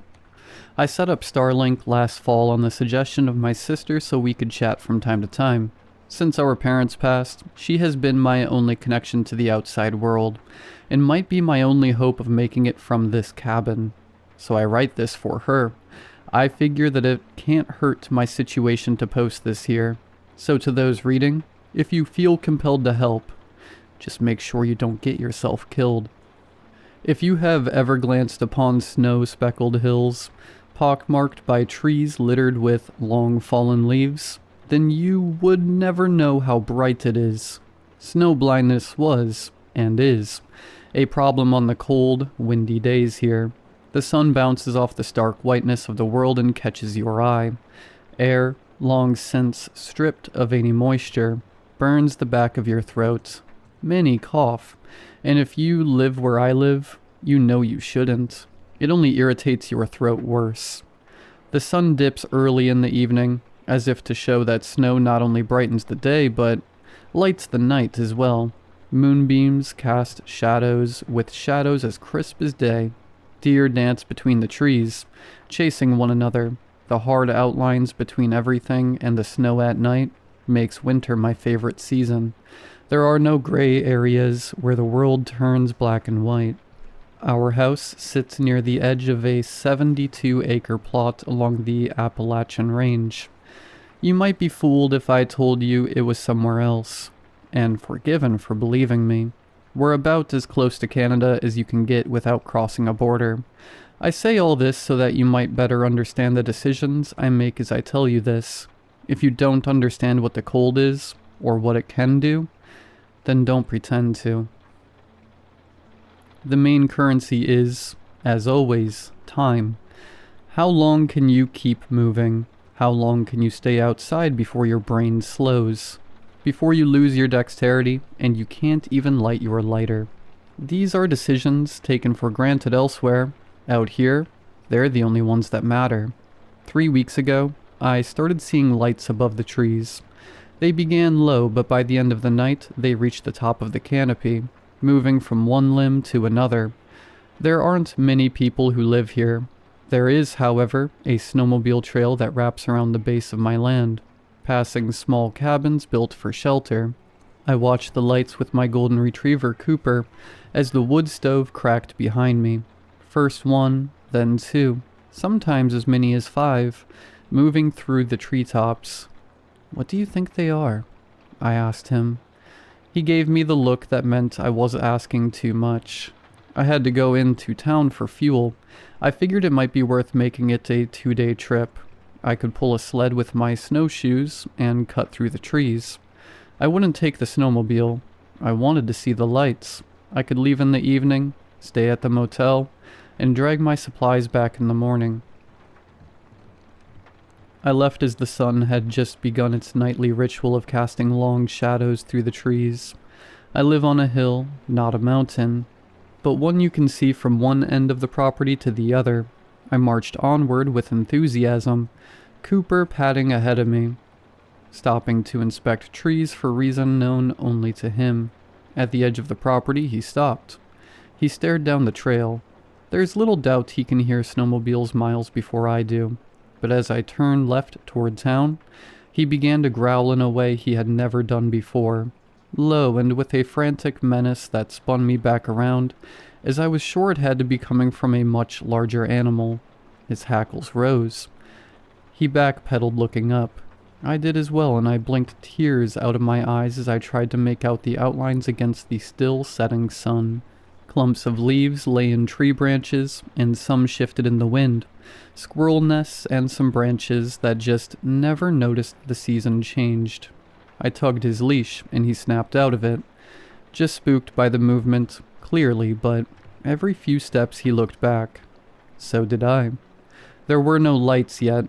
The sun had only just begun its descent. Every step felt heavy, like being a kid doing something you know you were not supposed to. I thought about turning back then, not because I was afraid, but because the math no longer worked. The trail felt unfamiliar to me, trees closer, as if it was closing in. I told myself it was the light, how the snow bends it, stretches it, lies about space. I'd lived here long enough to know better than to trust my eyes in winter. Still, I kept walking. Stopping felt worse than being wrong. Snowmobiles sat idle at the trailhead. Not unusual. People often parked them there and walked down to the still open stream to fish for trout. There were more than usual, but that alone didn't explain the way they were parked. Some sat half on the trail. Others were simply abandoned where they'd stopped. Keys still hung in the ignitions. The wind pressed against my back. Its slender fingers crept up my spine and settled at the base of my neck. I turned to see nothing. The trail was empty and quiet. Another breeze started to water my eyes, and I turned back into the town. Town should have been warm, small, cozy. A main street with a bakery, hardware store, laundromat, and motel. It wasn't. Cars sat abandoned, half buried as if the winter itself had claimed them. Snow drifts covered the streets, announcing the plows had not come in at least a week. I grabbed Cooper by the collar and turned him away. "Come on, Coop, we've got work to do." The gas station was worse. Where there should have been a cluster of snowmobiles and people fueling up, there were only the skeletal frames of the pumps, burned out. I felt panic rise, but forced it down. We still needed fuel. The motel would have backup generators, reserve tanks, maybe even a maintenance snowmobile. With any luck, someone to explain what the hell had happened. The motel doors were choked with snow, but opened freely enough. Inside was a campsite, tents, fire pits, no people. The air was stale and warm in pockets, like bodies had been packed too close for too long. Sleeping bags lay unrolled and abandoned. A child's mitten sat on the counter, stiff with old snow. Someone had stacked shoes neatly by the door, as if they meant to come back. Above the counter, scrawled in coal or blood, were 4 words. "They're in the trees." Whatever had happened here hadn't been sudden. It had been waited for. "Come on, Coop," I said, gripping his collar. "We're going back." I had a sat phone at home. I could call for help. I didn't know who. I didn't know what I would say. I only knew I needed to leave. The sun was low when we reached the tree line again. The wind battered my face, and I pulled my scarf over my nose.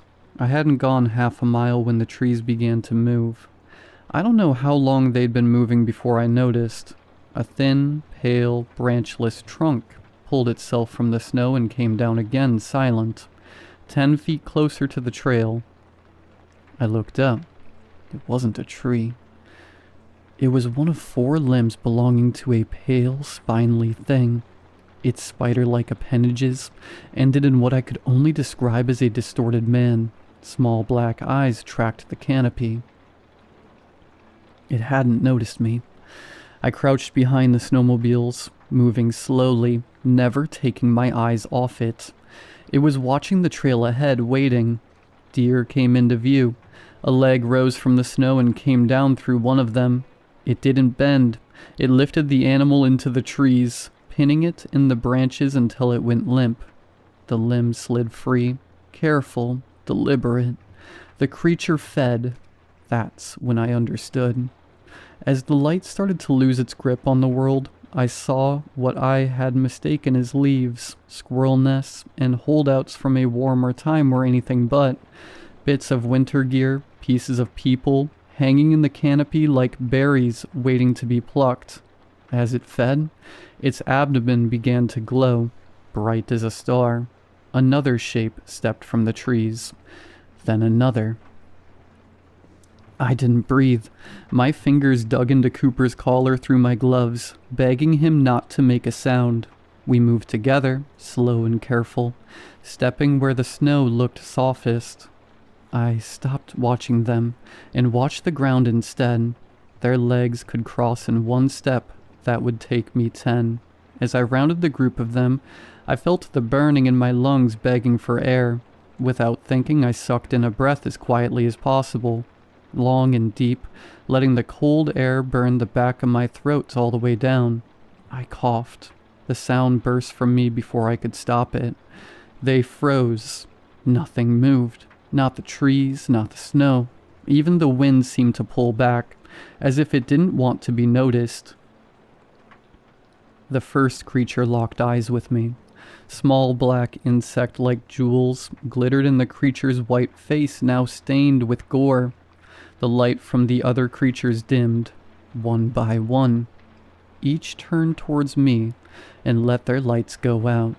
The forest went dark. I ran. I didn't look back. I made sure Cooper stayed ahead of me. I climbed the hill until my lungs burned and my legs failed. I slammed the door and collapsed inside the cabin. I grabbed my sat phone from the third drawer down at my desk and held the power button. The amount of relief I felt collapsing through the doorway was palpable.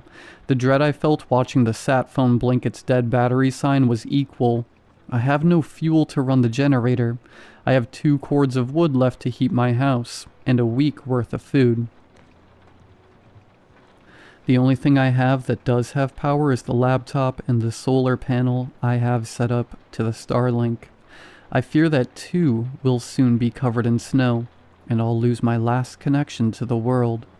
As I write this, I know this very well could be the last that remains of me.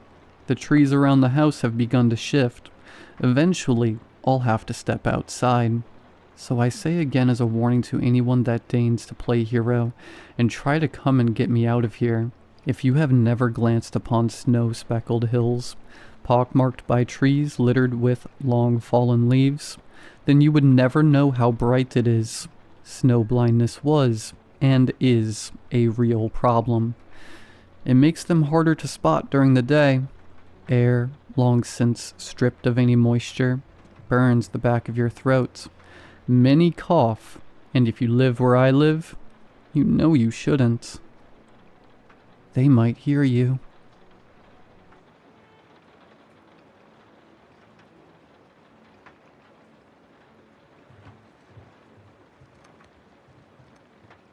A sick man kidnapped me. He seemed remorseful after the fact, speaking about some alien entity threatening to destroy the whole world unless he sacrifices me to this entity. A thing he called Unketsis. Since his actual name isn't particularly relevant, I'll refer to him as John. See, John had a very disorganized speech and an impossible train of thought. Surely he was delusional, clearly ill, as I said. I let myself be taken hostage because I have time and very little to do with my time. With that in mind, I played along with the poor man. John, for all his faults, worked hard to delay what he thought was inevitable. Unfortunately, Unketsis won out, and I had to be sacrificed. Needless to say, it didn't work out as intended, not for a lack of trying. No, John tried to sacrifice me. Technically, he succeeded. Technically. I didn't work out because I am immortal. I cannot permanently die, not as far as I know. Trust me, I've tried. Others have tried to kill me too. Nothing seems to work so far. Temporarily, I can die, but eventually my body fixes itself. There are drawbacks to that. I'm not immune to the pains of dying. And John? Well, John made it a very long night. I was partially flayed with a hot iron, force-fed my own burnt skin, then disemboweled and hanged from my own intestine. After that, he tore open my back, shattered my ribcage, and draped the lungs over the exposed bone. I felt all of that. Every single moment. Adrenaline shots worked like magic to keep me awake and prolong my suffering. There are no words to describe the agony John put me through. Bless his heart, he kept apologizing and weeping throughout. Imagine a man screaming with no lungs. That's what it was like. Eventually it stopped and I died. Imagine John's shock when he found me walking out of his basement unscathed. He looked and screamed like he'd seen a ghost. I could have laughed if he didn't stab me through the arm and a lung in that moment. Pinning him to the wall was surprisingly easy before I spun him a tale, playing into his delusions. I told him that I too was a devotee of Unketsis, and that the whole ordeal was just a test to see whether he was worthy of an awakening. Being the sick man he was, he believed every word. I explained that I was immortal thanks to our God. In reality, it's been so long that I don't know if I was born this way or became like this. What I do know is that if someone eats my flesh or drinks my blood, they gain some superhuman ability. I mentioned how I've been killed many times before, in part to be consumed. What happens every time, though, is that whoever partakes in my consumption ends up with an ability that inadvertently kills them. Every single time. So I told John that drinking my blood would make him an immortal too. It's hard for me to say I was angry with him. One effect of a long life is detachment. I couldn't care less what happened to this insignificant creature, but a terrible night was worth teaching a lesson over. So I convinced John that he wanted this immortality I was promising him, and once he agreed, I pulled out the knife from my body. I shoved my wounded arm straight into his mouth, making sure he got a good taste of my blood.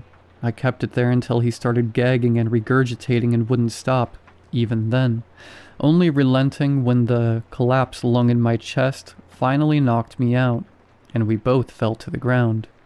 I came to my senses only hours later, to the sound of a weeping man. The room was coated in patches and handprints of gold. Almost everything around me shone with an auric radiance. The walls, the floor, the furniture, everything had a tinge of that precious metal coating it. At its center, facing me, sat John, half covered in gold himself, rocking back and forth. The metal seemed to slowly spread over his body as his movements became stiffer and stiffer with each passing moment. He was muttering and crying to himself. His own Midas touch was slowly killing him, quicker than I even anticipated. By the time I picked myself up, he could barely beg for help. A dreadful look of fear in his desperate gaze penetrated straight through me. It's been a while since something sent shivers down my spine, but in this state, this sick man definitely did. He barely managed to lift one gold-plated arm in my direction when he saw me get up, and his cries for help slowly morphed into something far worse, and far less human. Breathless, suffocated, almost crushed. A hiss. A death rattle escaping from a crack in a metallic statue when the wind blows through it. That was the sound of a man screaming with no lungs. His death was slower than it seemed. Even after falling silent, he must have had some time before the gold statue encasing his organs fully hardened. collapsing his lungs and heart in place. The worst part of it all was that even after the gold covered his body completely, it must have been only skin deep, because I watched his eyes dart about, almost pleading, for another minute or two before their gaze fell on me, dilating one last time, stuck in place, yet somehow following me across the room until I left.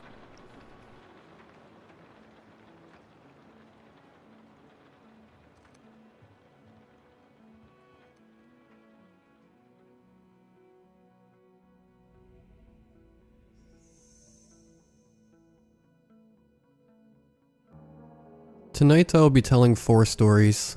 A story of sleep paralysis in its scariest form, a house with a potentially dark aura, a very bizarre yet interesting story containing a thrift shop doll, and last but not least, a lake house with a truly daunting secret. A huge thank you to the writers who allowed me to share their stories. They are the ones that make these videos possible, and you can find their links in the description. Remember, you can send in your own story to realghostencounters@gmail.com. Sending in stories is extremely appreciated, as it helps me make these hour-long videos more consistently. If you enjoy the video, likes and comments are also appreciated. Subscribing if you're new is of course as well. Enjoy the video, and as always, I hope you all have a great night. Ever since I was a young kid, I would occasionally fall into sleep paralysis. Since my parents did their best to keep me sheltered from all things bad and scary, the first time I'd ever experienced it shook everyone up. I can't remember exactly what happened to me, since I've been through many episodes since, but from what my mom told me, when I brought it up, apparently I'd seen a silhouette of a man, taller than my father by quite a bit, placing it at anywhere taller than 6'5", with long, sharp claws. Considering what a childlike imagination could dream up, I'd say as far as terrifying things went, I lucked out. Things improved as I became an adult, longer gaps of time between the episodes, and the horrors were significantly less horrific. It got to the point where they simply stopped occurring altogether when I was 17, and I haven't had any fits since. Well, until about a month ago, that is. See, I brought up my sleep paralysis to my mother when it started again out of the blue. It was a particularly nasty day at my job, and as soon as I got back to my apartment, I'd passed out right on the sofa. However, around midnight, my eyes slammed open when I thought I'd heard a noise come from my door. My first thought was a break-in, but when I went to make a move, I couldn't. It was during my internal struggle to convince my body to move that I saw it walking towards me from the door, which was still closed. A large figure, somewhat over 6'5", lanky, and with claws that had to have been at least 6-inch extensions, to where a normal person's fingers would have ended. The silhouette didn't move with any haste. Instead, it slowly approached me. A pitch-black mass, featureless, and absolutely terrifying. It stood over me for what felt like an eternity, just peering down at me, when I suddenly snapped to, as I jolted up, letting out a scream that earned me a lecture from my neighbors the following morning. Whatever that thing was disappeared, riding off only a couple hours worth of sleep, and not able to get any more. I decided I had to get through the next day at work by drinking so much coffee that it would end up replacing the blood in my veins. The next day went by in a series of flashes. I've been working at my job for about 5 years now, and I'm no stranger to working with basically no sleep, given how rowdy one of my neighbors is. So my body was mostly operating on autopilot, while my consciousness popped in once in a while, to make sure everything was still as it should have been. Otherwise uneventful, my day passed as any other, with me staying late to make a deadline for a project dropped in my lap at the last minute, only to get some cheap fast food on the way home, shove it in my face, and then pass out the second I got through the door. Usually I'd sleep until about half an hour before my shift, take a quick shower, and then be on my way, despite the events of the previous night. I was hopeful I'd return to my normal pattern. However, it happened again. Sleep paralysis on the couch, the tall figure with the claws, everything down to the midnight time frame. The following day was the day I reached out to my mother and pieced together that this was the same nightmare creature that came to me when I was a child. Despite having them since I was a young child, I never actually looked into sleep paralysis, or what caused it. As I waited to be surprised with my next ridiculous project, I pulled out my phone and did some research around for any articles I could find. Nothing seemed to stand out to me as a trigger for them starting up again. much less for being a reoccurring terror. After following my usual nightly ritual, I laid myself down on the sofa for my snooze and was greeted with, well, I'm sure you get it by now. This went on for weeks. Daily midnight visits from my mysterious observer met with no sleep for the rest of the night. It got to the point where I tried to skip sleep altogether, relying on cold showers, energy drinks, and enough coffee to likely kill a normal person to power through the night. However, even this proved a fail after only a day. The next day, I'd come to regret my decision heavily. I was sitting up on the sofa with my empty coffee cup in my hand, and I felt my need to sleep finally take over me. I must have passed out sitting up, because when my eyes slammed open again, I was unable to see the cup on the floor in front of me. Not only that, but of course I saw my nightly visitor in the corner of the room. Though I couldn't make out any features, the way he carried himself as he walked over to me told me that he wasn't very happy with my whole sleep-skipping pattern. The shadow stood closer to me than he ever had, with his previous intentions. And this time he actually leaned in close to me, instead of just watching me from a standing position.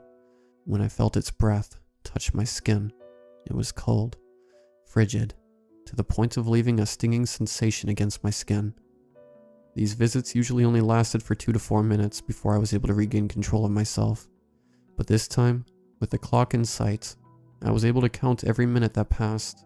15, 20, 25 minutes, and as the 30th minute came and went, I was able to move again.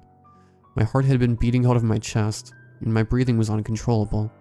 I lifted my hand to my cheek, expecting to feel the warmth that had usually been there, yet this time I felt ice-cold skin, like I'd been in a fridge for the duration of it. Shaken now more than I'd ever been before, I carried on my new nightly routine of unwinding from the scare and slogging through my day until the next night, not knowing what I should come to expect anymore. However, as I laid myself down that night, anticipating the worst, I was shocked when nothing happened. Nearly a month of night terrors and sleep paralysis, coming to an end as quickly as it started, I was elated. So much so that several of my coworkers felt the need to bring my jubilation up, asking me things like if I'd won the lottery, or if I'd gotten a girlfriend. I just responded with a simple something like that, and was on my way. Everything felt normal until I walked to my car that night. Usually getting out of the office around 9 at night, there was typically nobody around when I left the garage. However, as soon as I reached my car, I felt an unsettling feeling, almost as though I was being watched, even though there wasn't a car in the lot. I still felt eyes on the back of me, and it wasn't until I looked down at my car door and saw the scratch marks that the terror of the situation set in. I was in denial at first, thinking I must have just caught the door on something in my sleep-deprived state, and it wasn't until I went to touch the scratches that I realized I wasn't able to move. Standing by my car, wide awake, I felt my body enter what I'd grown used to referring to as sleep paralysis. A few minutes passed before I felt a familiar icy breath on the back of my neck, and spotted the pitch-black claws reach around my body from behind, and slowly scratch into the rear door of my car. My vision was damaging my property. A figment of my imagination was slicing into a metal door before my very eyes. As the claws pulled from my back door, and out of sight behind me, I came back into control once again, quickly spinning around and pressing my back to the car, scanning the garage for any signs of life. When I realized nothing was there, I moved my hand to the fresh cuts in the metal, and despite everything feeling like it had taken place in a dream, the markings were very real. I hopped in my car and took off, skipping dinner and locking my house up tighter than before, even barricading the door, as if that would have actually done anything to stave off this nightmare. I don't remember falling asleep that night, but I must have, since I was awoken by my alarm blaring in my ear. A nervous wreck, I called into work. I couldn't work while looking over my shoulder, until I knew what I saw was a one-off experience. I stayed in that day, turning off my phone and thinking through my options. It was only at that point I realized the cold truth of the matter, that I had none. If I slept, this thing would eventually come back to me. If I try to stay awake, it will only become more violent. It was only after slamming my hands on my desk out of frustration that I realized I couldn't move from where they had landed. In the dead monitor in front of me, I saw what I had been dreading the whole day. As the shape approached me from behind, its silhouette barely noticeable as it neared, the icy breath returned. However, with this visit came a new sensation, a razor-sharp claw pressing against my cheek, with the same icy bite as the breath that accompanied it. I felt it drag against my skin slowly, deliberately. The cold sensation spreading across my cheek as a warm liquid trickled down in its wake. Its touch hung on my cheek for a few minutes before I was able to move, immediately falling out of my chair as I came to. I moved my hand to my cheek quickly before pulling it back, only to see my palm stained red with my own fresh blood. I got sick, feeling ill immediately, having to run to the bathroom and vomit up absolutely nothing but bile, as I'd skipped every meal since my encounter in the parking garage. After taping some gauze to the wound, I laid down on the sofa once again, and I'd slept the rest of the day away. That was yesterday's events, and today, from the second I woke up, I've been working on putting my story to writing. The truth of the matter is, I don't know what will happen to me after this goes up. I don't know if this thing wants me to continue to suffer, or if it will just kill me within the next couple of visits. I used to think this was sleep paralysis, and that everything that happened was just a side effect of me being too exhausted to remember what actually occurred. Now that whatever this thing is actually harmed me, however, I'm not as optimistic. I don't know if I'm the only person this has happened to, but if you're reading this, and you are going through something similar, then I'm sorry. I truly am. I hope your story has a better ending than mine.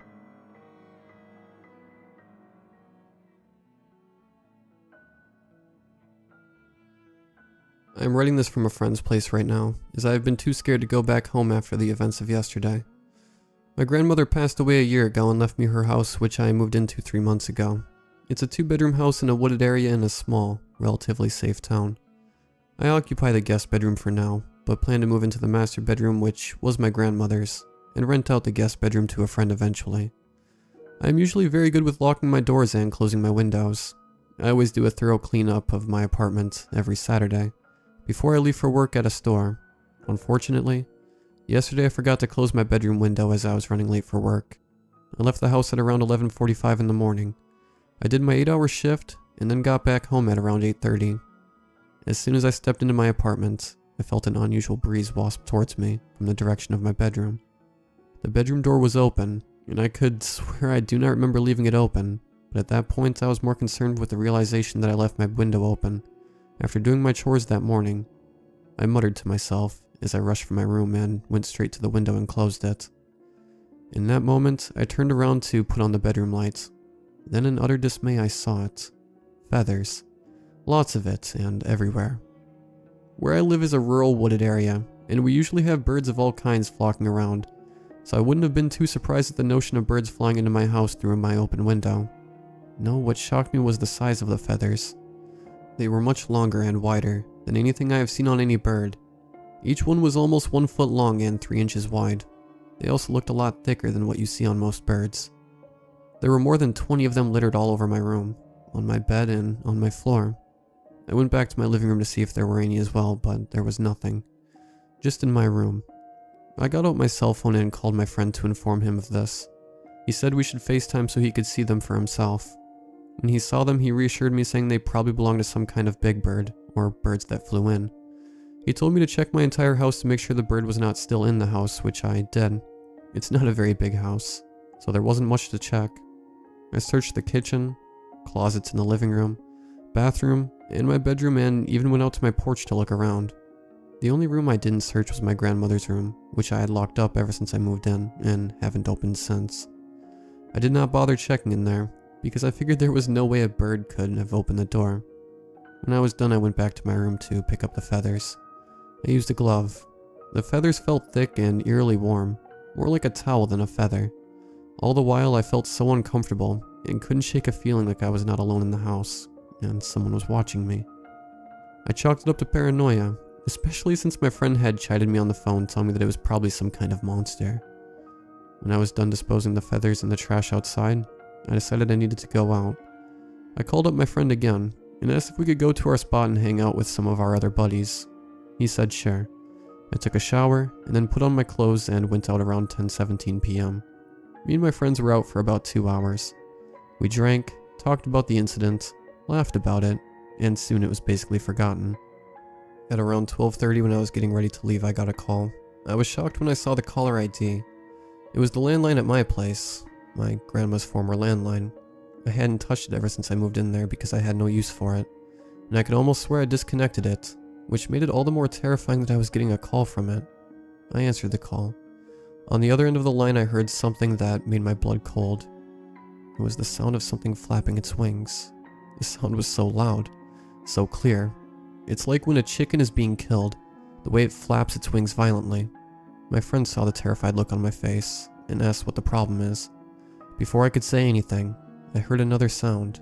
It was a voice. Not just any voice. It was the unmistakable voice of my grandma. Her dry, chilling words are still burned into my head so vividly even at this moment. "Where did you go? I miss you. Come back home." Then there was just breathing for about 5 seconds and then nothing. Somehow even more terrifying is the fact that the line did not disconnect. It was still going, but there was just silence.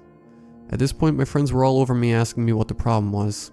All that could come out of my mouth was, "My grandmother." Then I put the phone on speaker, but there was nothing, just silence.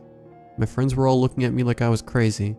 Then all of a sudden the sound of the flapping wings came again. It was a bit more distant this time, but still very audible. It would flap for a few seconds, stop, and then start again as though it was going around the house. This happened for a full minute and a half before the line disconnected. My friends asked me what happened prior to putting the phone on speaker, and I managed to explain it to them as best I could. Their immediate response was that there was someone in my house. They immediately proceeded to call the police while I sat there trembling like I had just seen a ghost. The police said they would be at the house in about 10 minutes. Me and my friends got into my car and drove to the house, and waited outside until the cops arrived just as they instructed. The 2 cops that came went into the house to search. They were in there for about 8 minutes. Then one of them came out with a puzzled look on his face. He called me over and told me that there was nobody in the house anymore. But that wasn't all. He led me in to show me the living room where the landline had been. Littered everywhere were more feathers. Not just in the living room, but trailing to the kitchen and bathroom. I explained to him the events of earlier that day. He said it was most likely that someone got in while I was away at work and was playing a terrible prank on me. He suggested that I sleep over at a friend's place for the rest of the night and call animal control, and that there would be an investigation. We both looked around the house a bit more, and I discovered that my grandmother's room door was half open. The officer said he meant it that way, and that there were more feathers littered inside. This was a door that I was very sure was locked for the past 3 months. I stepped into the room and sure enough he was right. I was suddenly overcome with a sudden feeling of unease like earlier that evening, like I was being watched. Deep down, I now knew what that feeling was. My grandmother was somewhere in that room. She was watching me from somewhere. I closed the door and walked out of the house. I asked my friend if I could spend a few days at his place and he agreed. I have been beyond terrified since this incident. I have not been able to sleep, as I keep hearing the sound of my grandmother's voice on the other end of the line. I did some Google search, and read about some cultures that believe in witches being able to turn into different kinds of animals, even after death, and haunt the living. I am thinking of selling the house now, but my friend keeps insisting that this was all probably just a prank. But deep down, I know it was not just that. What happened was very real, and very terrifying.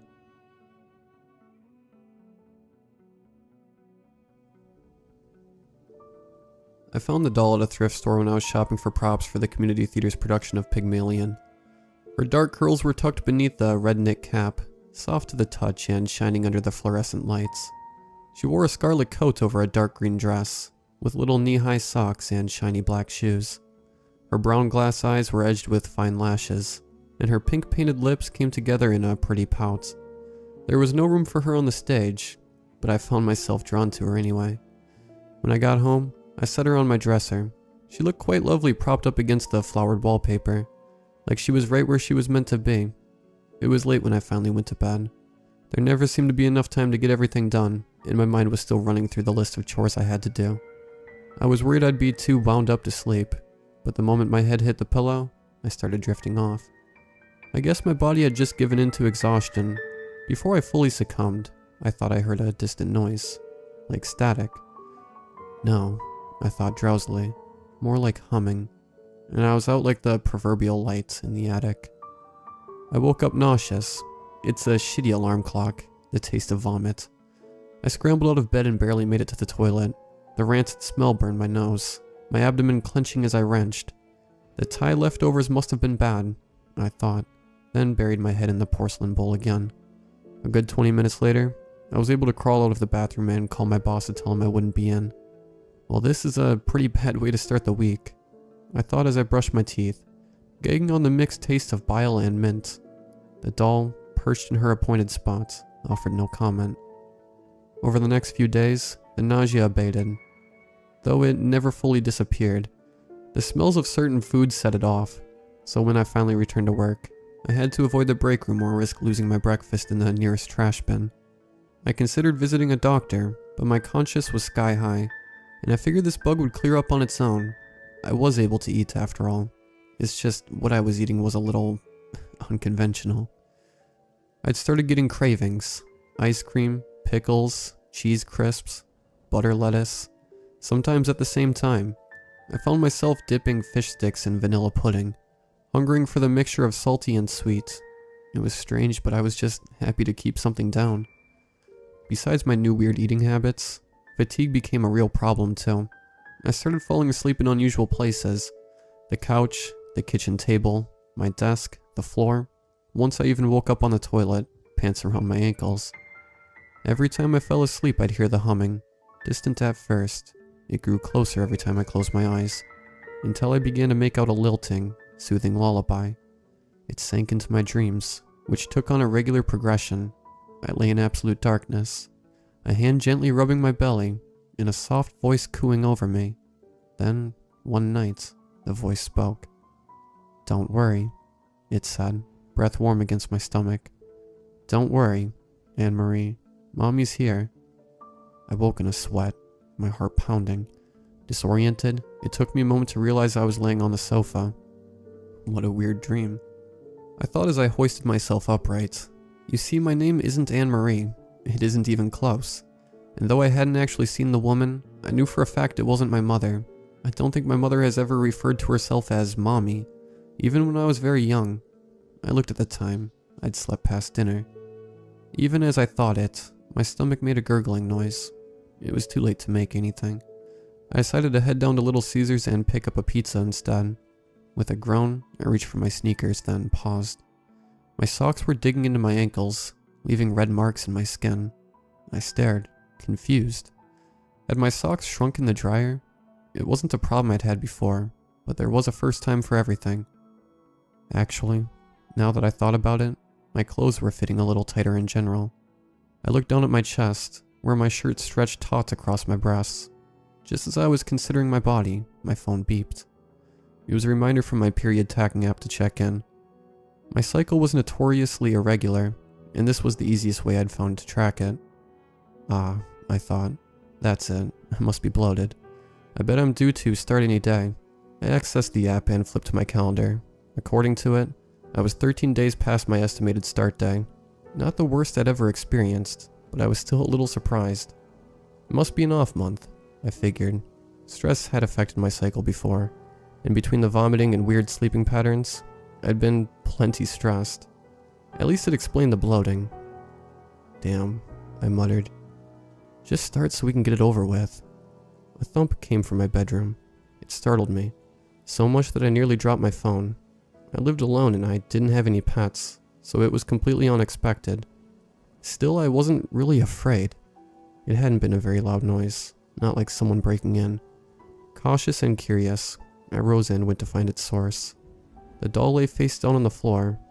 Huh, I said. I walked over to the doll and bent to pick it up.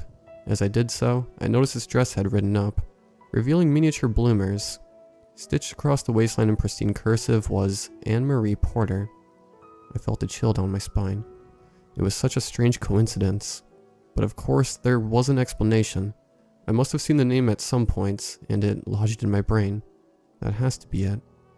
I thought as I put the doll back on in its place. Maybe the stress made me forget about seeing the embroidery before. That's what I told myself, but I only half believed it. Over the next few weeks, my dreams grew more intense. The woman's hands no longer rubbing my stomach, but tore at it with claws. Her voice was no longer soothing, but warped and screeching. I dreamed of something inside me, pulsing and twitching, swelling until my skin threatened to burst. I woke terrified and more exhausted than when I went to sleep. Gradually, the terrors crept into the daylight. I'd hear the sound of a baby crying, as clear as if the child were in the next room. The creak of a rocking chair seemed to haunt me, though I had no such furniture in the house. And then there was Anne-Marie. I couldn't get the name out of my head. I'd been standing in a grocery store and looked up suddenly, certain I'd heard someone call that name, but I was alone in the aisle. I'd glance at a magazine, then do a double take, sure I'd seen the name spelled out in the headline, but there was nothing even remotely close. Anne-Marie. Who was she? Like anyone my age, I turned to the internet for answers. At first all I encountered were the usual social media pages. I guess there are a lot of Anne-Maries in the world. After several frustrating minutes of scrolling, I had the idea to try Anne-Marie Porter plus doll. That's when the article came up. It was about Esther Frances Porter, an eccentric recluse who happened to have a lot of money and enjoyed giving it away to various charities. She died several months prior, at the ripe old age of 97. Interesting, but not that informative. I skimmed the article, already deciding to move on, when a grainy black and white photo caught my eye. In it, a hawkish woman sat on a rocking chair, staring straight at the camera. Perched on her knee was the very same doll which now sat on my dresser. Beneath the photo a caption read, "Mrs. Porter and her doll, Anne-Marie." Bile crept up my throat. I did my best to fight the urge to vomit as I read the rest of the article carefully. Apparently, Esther had had a very difficult time carrying a child to term. Enduring 15 miscarriages in her life, her one pregnancy that had defied the odds ended up producing a stillborn daughter, whom she'd intended to name Anne-Marie. Consumed by grief, she had a doll made in her lost daughter's image. For the rest of her life, she carried the doll around with her, speaking and behaving as though it was alive. She insisted her servants and husband do the same, which is probably why they eventually left her. There was no mention of what had become of the doll once Esther passed away. I didn't sleep much that night. Every time my eyelids began to drop, I felt those ice-cold fingers stroking my stomach, and that terribly sweet voice calling, "Mommy's here." I'd jerk awake, only to hear the creak of a rocking chair and the high, thin wail of a newborn. I'd stuffed the doll in the top shelf of the hall closet, but I couldn't stop thinking about it, about her. I found myself checking the dresser obsessively throughout the night, flicking on my bedside lamp with a feeling of terror, certain that I'd see the crimson dress propped up against the wall, only to find the space empty. That morning, I finally surrendered. I'd been trying to ignore everything, convinced myself it was just my imagination, but there was no denying it now. My cycle tracking app confirmed that yes, I was a full month late. As soon as the drugstore opened, I bought the pregnancy test. It should have been such an uncertain experience. I hadn't had sex in a long time, not since college. When I realized that I'm just not attracted to anyone, pregnancy was a complete impossibility. And yet, as the timer ticked down 3 minutes, I was anxious, pacing. When the time came, I peered at the little white box. It was positive. Something twisted in my gut. At first, I thought it was another bout of nausea, but something was off about it. The clenching was lower down and tighter, like my organs were being squeezed. I put a hand on my belly, leaning against the counter for support. Something wriggled beneath my skin, curling and uncurling inside me. Down the hall, a baby cried. My head snapped up. I knew exactly where that sound was coming from. The closet door muffled its wail somewhat, but not enough to spare my ears from their piercing shriek. Fear flooded me, then rage. That damn doll. That damn crazy woman. What did she think I was? Her incubator? Her breeding machine? No one was going to force me to carry a child. Certainly not some manic ghost and her satanic spawn. I stomped down the hall, still clutching my twisting abdomen, and wrenched open the closet door. On the tallest shelf, the doll lay on its side, round eyes staring at me innocently. This only fanned my anger. I snatched it up with both hands, shaking it furiously. "Screw you!" I screamed into its painted face. "You think you can just stick a baby inside me, and I'll go along with it? Screw you. Screw you and your baby." I was going to destroy this doll. I didn't care how, in that moment. I needed to see it demolished, broken beyond repair. My knuckles white with the ferocity of my grip, I slammed the doll into the wall with all my might. Its head shattered, bits of porcelain and hair scattering across the floor. The ruined toy hung limply from my grasp and I grinned, but the thing in my belly clenched again, the pain nearly driving me to the floor. It wasn't enough, I realized. to smash the horrid doll. I had to absolutely eradicate it if I wanted my life back. Cursing, I got on my hands and knees, collecting the fragments of porcelain. By the time I'd scrounged up every little piece, I was panting hard. I felt hot, as if feverish. Still, I dragged myself to the kitchen, a plan forming in my mind. The doll seemed to know what I was up to. A piece of porcelain wriggled past my clutching fingers and fell to the ground, its sharp edge face up. Too focused on my task, I stepped on it, letting out a scream of pain as it pierced my foot. With a groan, I tossed the doll's remains into the sink, then pulled a bloody shard from my flesh.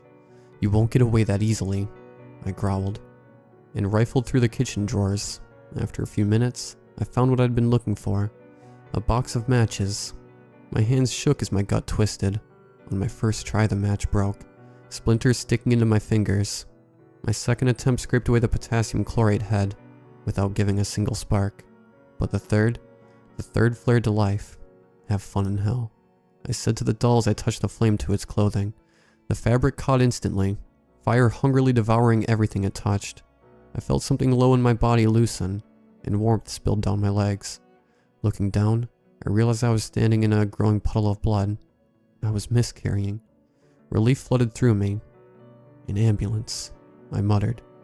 I turned, feeling dizzy, and staggered into the hall. My phone. Where was my phone? That was the last thing I remember as my legs gave out. I woke in the hospital. At first I was confused, but as I became more alert, the memories fell into place. The doll, the blood. I took inventory of my body, probing for any strange clenching that would indicate the presence of a uterine invader. Nothing. I was relieved, but I wouldn't count it a complete victory until I got the medical green light. Eventually a doctor came to see me, a young, harried man with a generic last name. "Hey," he said, sitting down next to me and giving his best bedside smile. "How are we feeling?" I didn't have time for small talk. "What about the baby?" I asked. "Ah," he said and looked down. He was about to deliver bad news. Well, he thought it was bad news. "That's the strange thing. I'm sorry to tell you this, but you were never actually pregnant." I sat in shock as he explained. What I'd experienced is called a phantom pregnancy. It comes with all the symptoms of a real pregnancy except one. There's no baby. Your mind tricks your body into thinking it's pregnant. Everything I'd experienced could be logically explained. The massive blood from a delayed period. The pregnancy test was probably contaminated with some spotting menstrual blood, which would have introduced enough protein to make the result positive. The cries and creaking were hallucinations brought on by the stress of my situation. As for how I ended up in the hospital, my revenge fire spread into the kitchen curtains. A good Samaritan out walking his dog saw the flames and called 911. If it weren't for him, I'd be dead. The house was damaged, and I'm currently in a fight with my insurance company since I technically started the fire. Right now I'm staying with my mother, who seems more distraught about the whole thing than I am. I'm just processing, I guess. This sort of thing has never happened to me before. Not knowing what is and isn't real, I mean.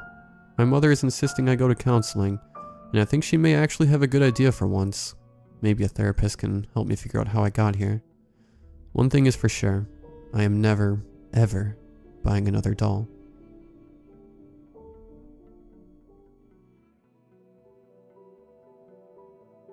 Do you ever notice something odd about your reflection? Something that is just at the tip of your tongue that you just can't quite grasp? I started to notice an ambivalent phenomena happening right before my eyes. There is something wrong with the lake near my new home, and it is unsettling my nerves as its influence is seeding into the house and into my life. I'd moved to a sleepy town to get away from the roaring city and long hours of corporate, scheduled life. I was dismayed at being known only by my occupational, Jane DeCon, accountant. I was running on empty and needed a quiet place to recharge. I luckily found a cozy house on the outskirts of a mellow town.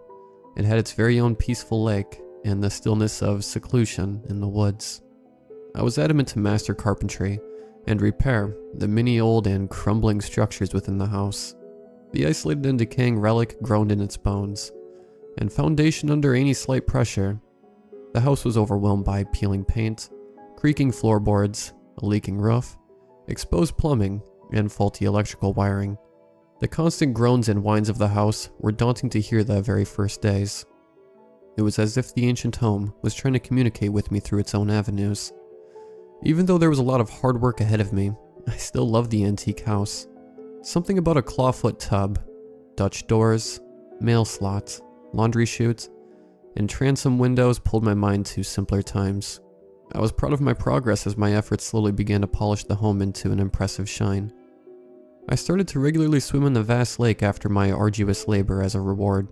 It was so cold and refreshing. It was as if the water permeated deeply into my bones and froze the marrow. I always floated on the water, looking towards the clouds and surrounding treeline. The trickle of waves, the wind, and the sound of buzzing insects were my own private symphony. At dusk one day, I waded through the cold depths and swam to the wooden docks. I pulled myself up and doubled over, trying to catch my breath. I was looking around the waterline and quieted down as my lungs stopped burning. I felt like someone was watching me. My skin prickled, and I scanned the lake and edge of the forest. I didn't see anything or hear anything, but my nervous system was on edge, as if responding to something. Everything was still. I looked towards the water and saw my reflection. It stared back at me in an empty and confused gaze. I craned my neck to the rickety dock behind me, still feeling like somebody was there and staring. It felt so intrusive and uncomfortable. I glanced back at the innocuous lake and saw something that saturated my body and soul in fear. My reflection was looking at the docks and not staring back at me. I gasped in shock as I felt panic cloud my mind. She looked back at me as her eyes dragged slowly from the dock. I was so confused and afraid with wide eyes, and my mouth agape. However, she looked onward and began to smile grimly. I shook my head and rubbed my eyes frantically. When I looked again, she was still smiling. My heart convulsed erratically in my chest as I rose and sprinted back to the house. What was that? Am I losing it? I thought with dread. I dashed into the safety of the house and bolted my heavy front door. I stomped over to a window and peered out at the dock and silent lake. There was nothing out there.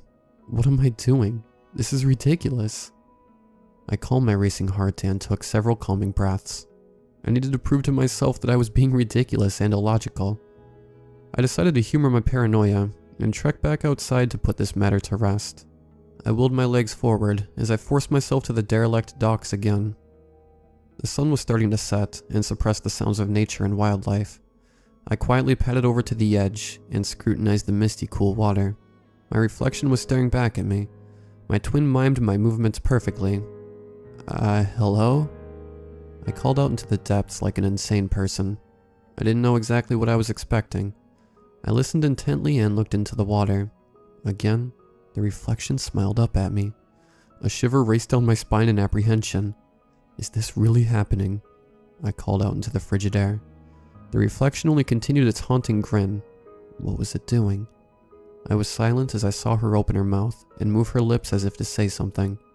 But no words were broadcasted. She didn't have a voice. She realized this and became somewhat irritated. She looked like she should be loudly shouting by the animation of her face. I was entranced by her and interested in this curious anomaly. She calmed down as she realized I couldn't hear her. Maybe the water was muffling her voice, I thought to myself. I hung on every little movement as she stared blankly at me. What was she waiting for? This was impossible and inspired pure dread. My eyes widened as she lifted her hand and waved it towards her, towards the water. What did she want? She kept waving with a patient smile, motioning me into the lake. I retreated back slowly on the shaky dock, and she frowned and looked sullen. What was happening? This was surely my imagination. Maybe I was under for too long and suffered an anoxic brain injury. I thought sardonically. The reflection motioned her finger towards herself, beckoning me. I took several tentative steps forward and dipped my toe in the tranquil water. My mirror image didn't do anything threatening or move farther than her encouragement for me to advance into the water. I bent down and sat at the worn deck, letting my legs soak into the lagoon. She didn't seem threatening. She wasn't doing anything suspicious. She motioned for me to submerge into the water even farther. I don't know what compelled me, but I found myself in a trance and lowering myself into the dark depths. I could no longer see the reflection because I was completely immersed. My head the only part of me bobbing above the water. I floated and my head shot in every direction to see if I could identify anything strange around me. I spent several moments trying to figure out why I was doing this. This was insane. There couldn't have been a reflection doing all those things independently without me. I exhaled deeply to quiet my nerves as I maintained buoyancy. Maybe she was in the water, perhaps in the depths below. I shivered again at this thought. I peered below at my legs, trying to detect movement. Only murky water and darkness remained below me. I took a deep breath and submerged completely, swimming against the tension of water to dive lower. I persisted until I actually felt the discomfort of the building pressure above me. I swam around, turning in circles, trying to take everything in. There wasn't anything down here. All there existed was the darkness and bitter chill and ripple of the deep lake. I swam upwards in a flurry of limbs and resurfaced with relief as my lungs were granted air. The sun had already set as I was faced with the inky black of the outdoors. How long had I been down there? It only felt like a minute at most. I was so confused and disturbed. I pulled myself up on the dock and glanced at the dark depths. I couldn't see anything. There was no reflection at this time of the night. Adrenaline carried me to the antiquated home as I began to panic. Where did all that time go? In the house, I saw the time and it was at least 4 hours later since I first went back out on the deck. My heart raced in tandem with my thoughts. I looked out periodically from the second-story window at the lake, but there was only the calm of the night. I felt uneasy, especially for being alone on the property and at a pretty significant distance. I had trouble sleeping since that strange night. I jumped every time the house settled with its loud groans of the foundation and whining of the pipes. I gravitated towards the window the following day and looked out into the hush of the morning. There was no disturbance on the lake or the forest. I sighed, thinking this must have a logical explanation. I descended the stairs as I made my way to my target, the lake. I turned the corner of my ancient abode before I halted mid-step. The pipes groaned and squealed to life as I heard a rush of water turbulence within them. Who turned on the water?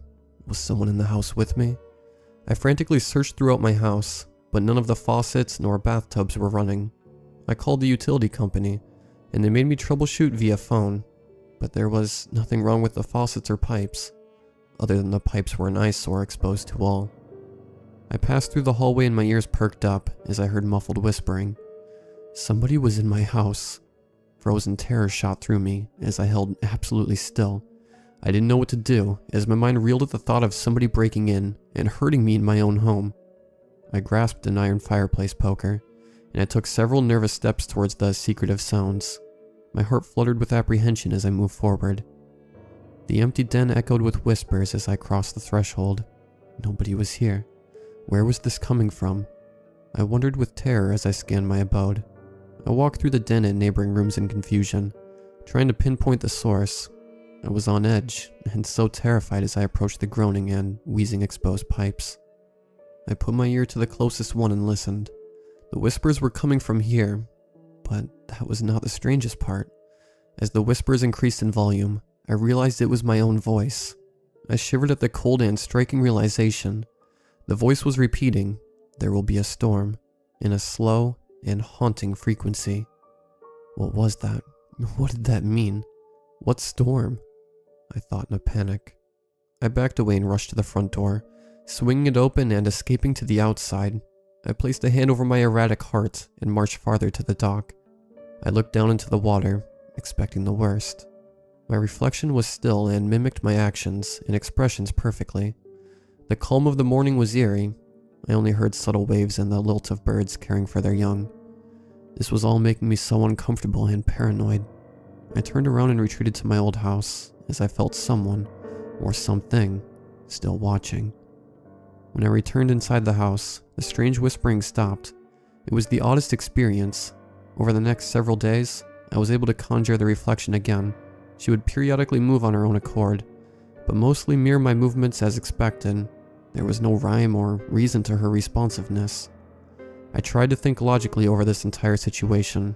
I attempted to research this phenomena, but only found out that the water was obviously necessary for life.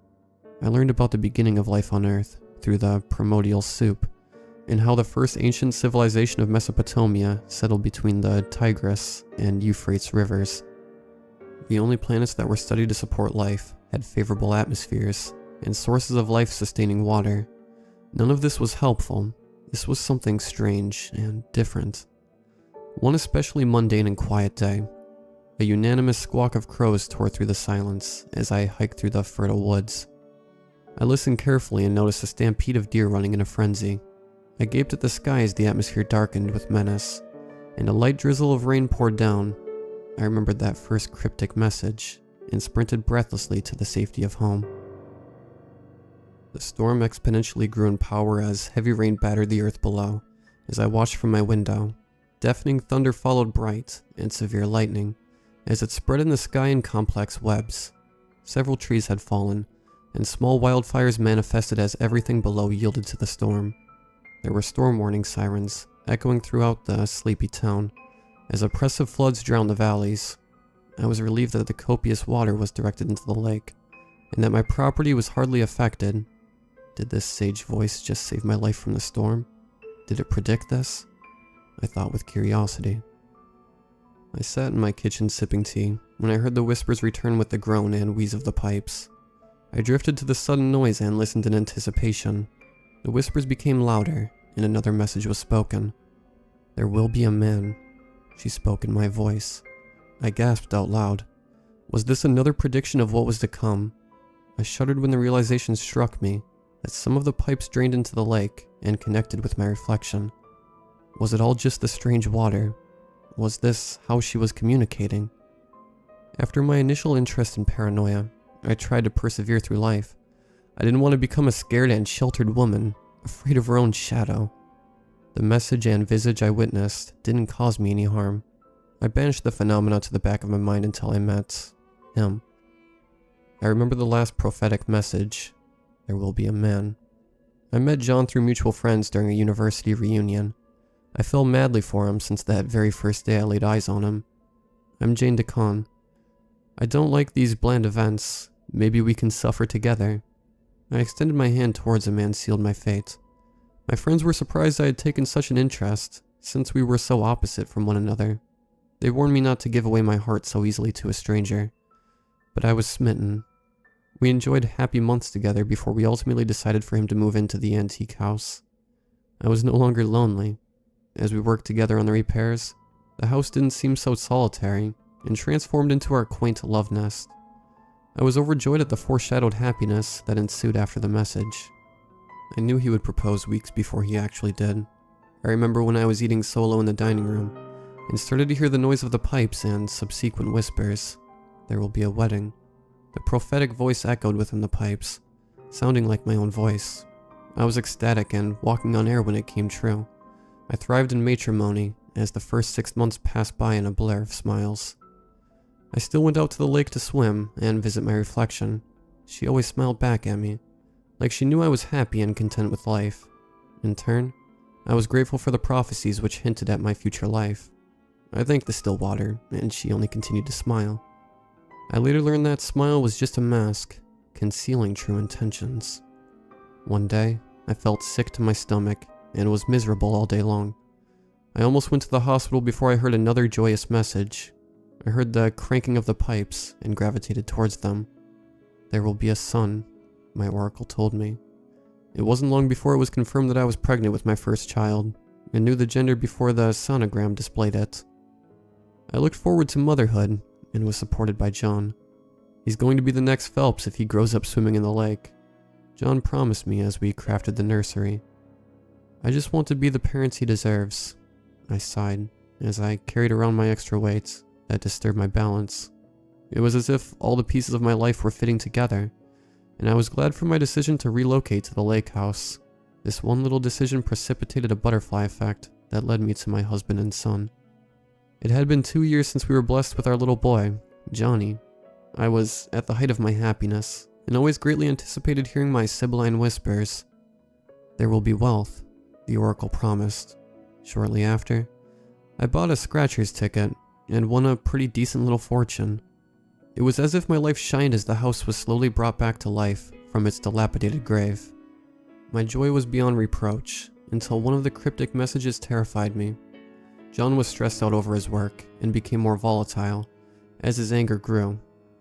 We had screaming matches that shook the old house in waves and woke Johnny.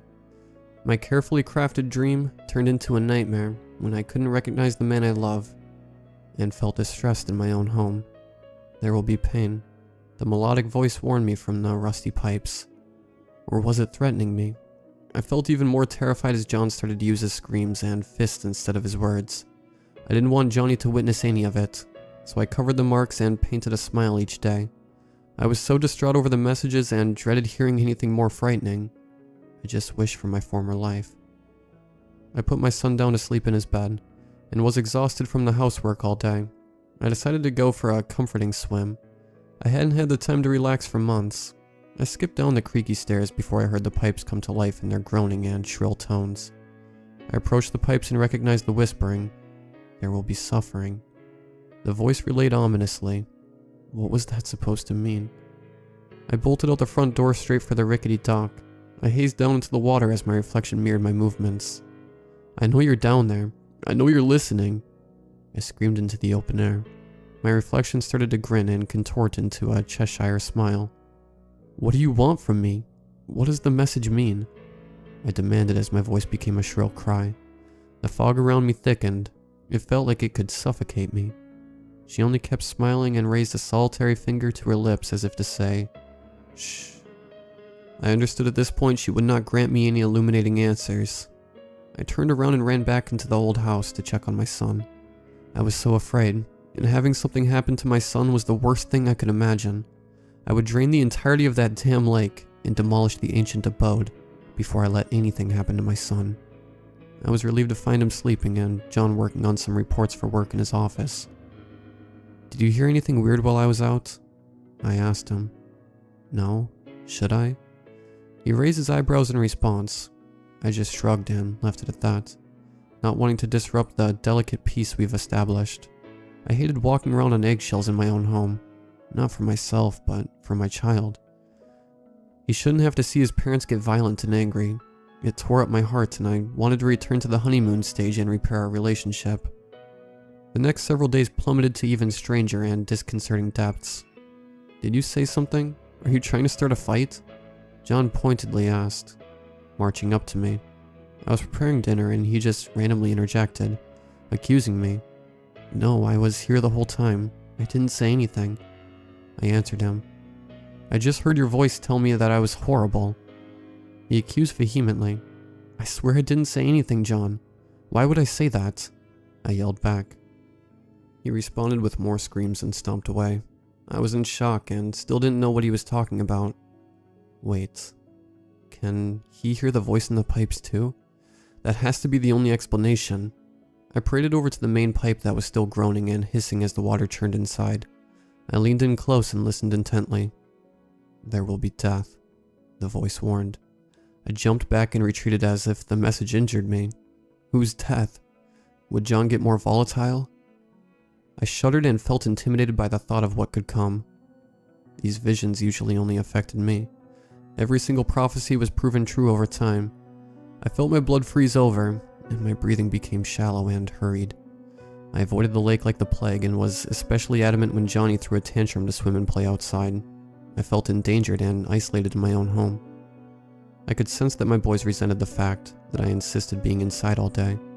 They probably attributed my new reclusive nature to my relationship turmoil rather than the paranormal events that happened over the years. I never confessed to John about the haunting voice in the pipes, because they were initially all positive predictions. I also didn't want John to question my sanity and run for the hills.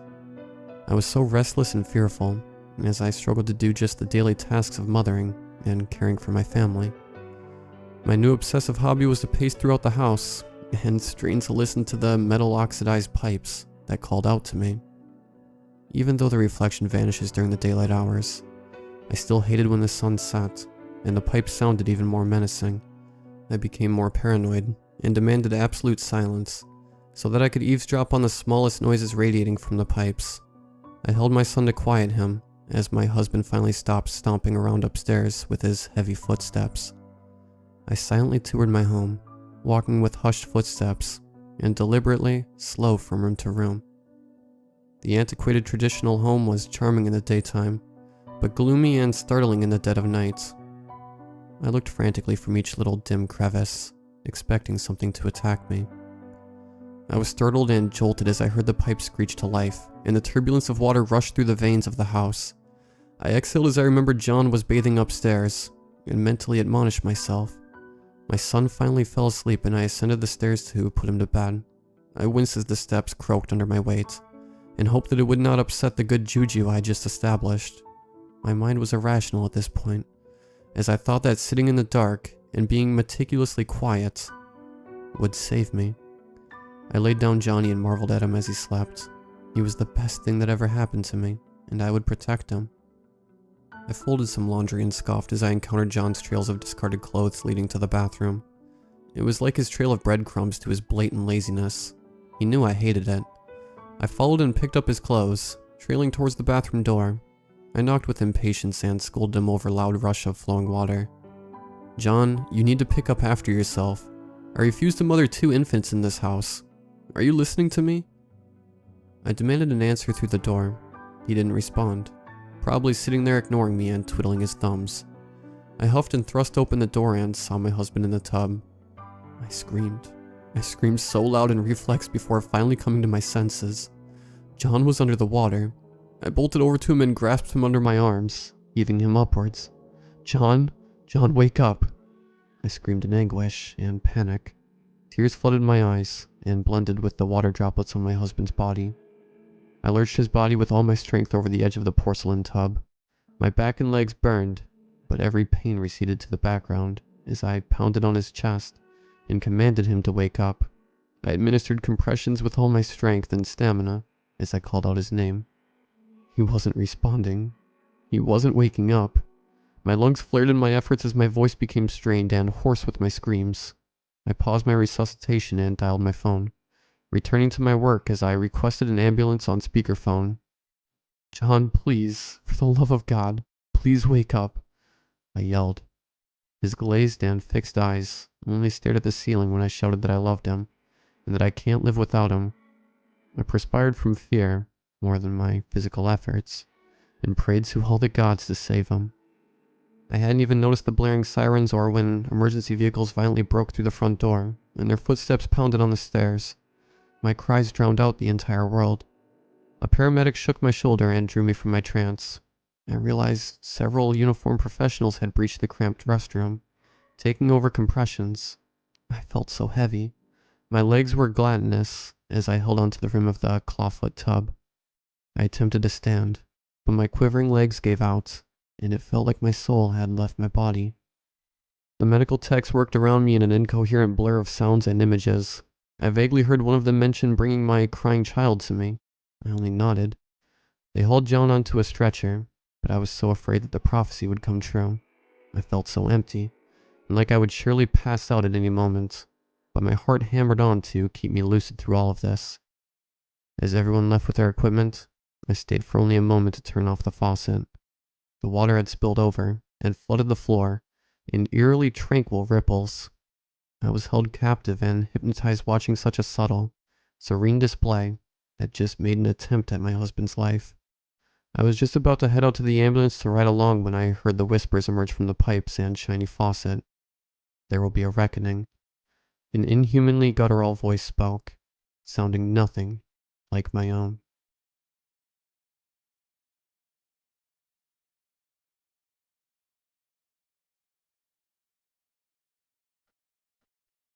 So as it turns out, I'm actually a minute and a half short on making this video an hour long. So I figured I'd just ramble here at the end and just talk to you guys because I haven't done that in forever.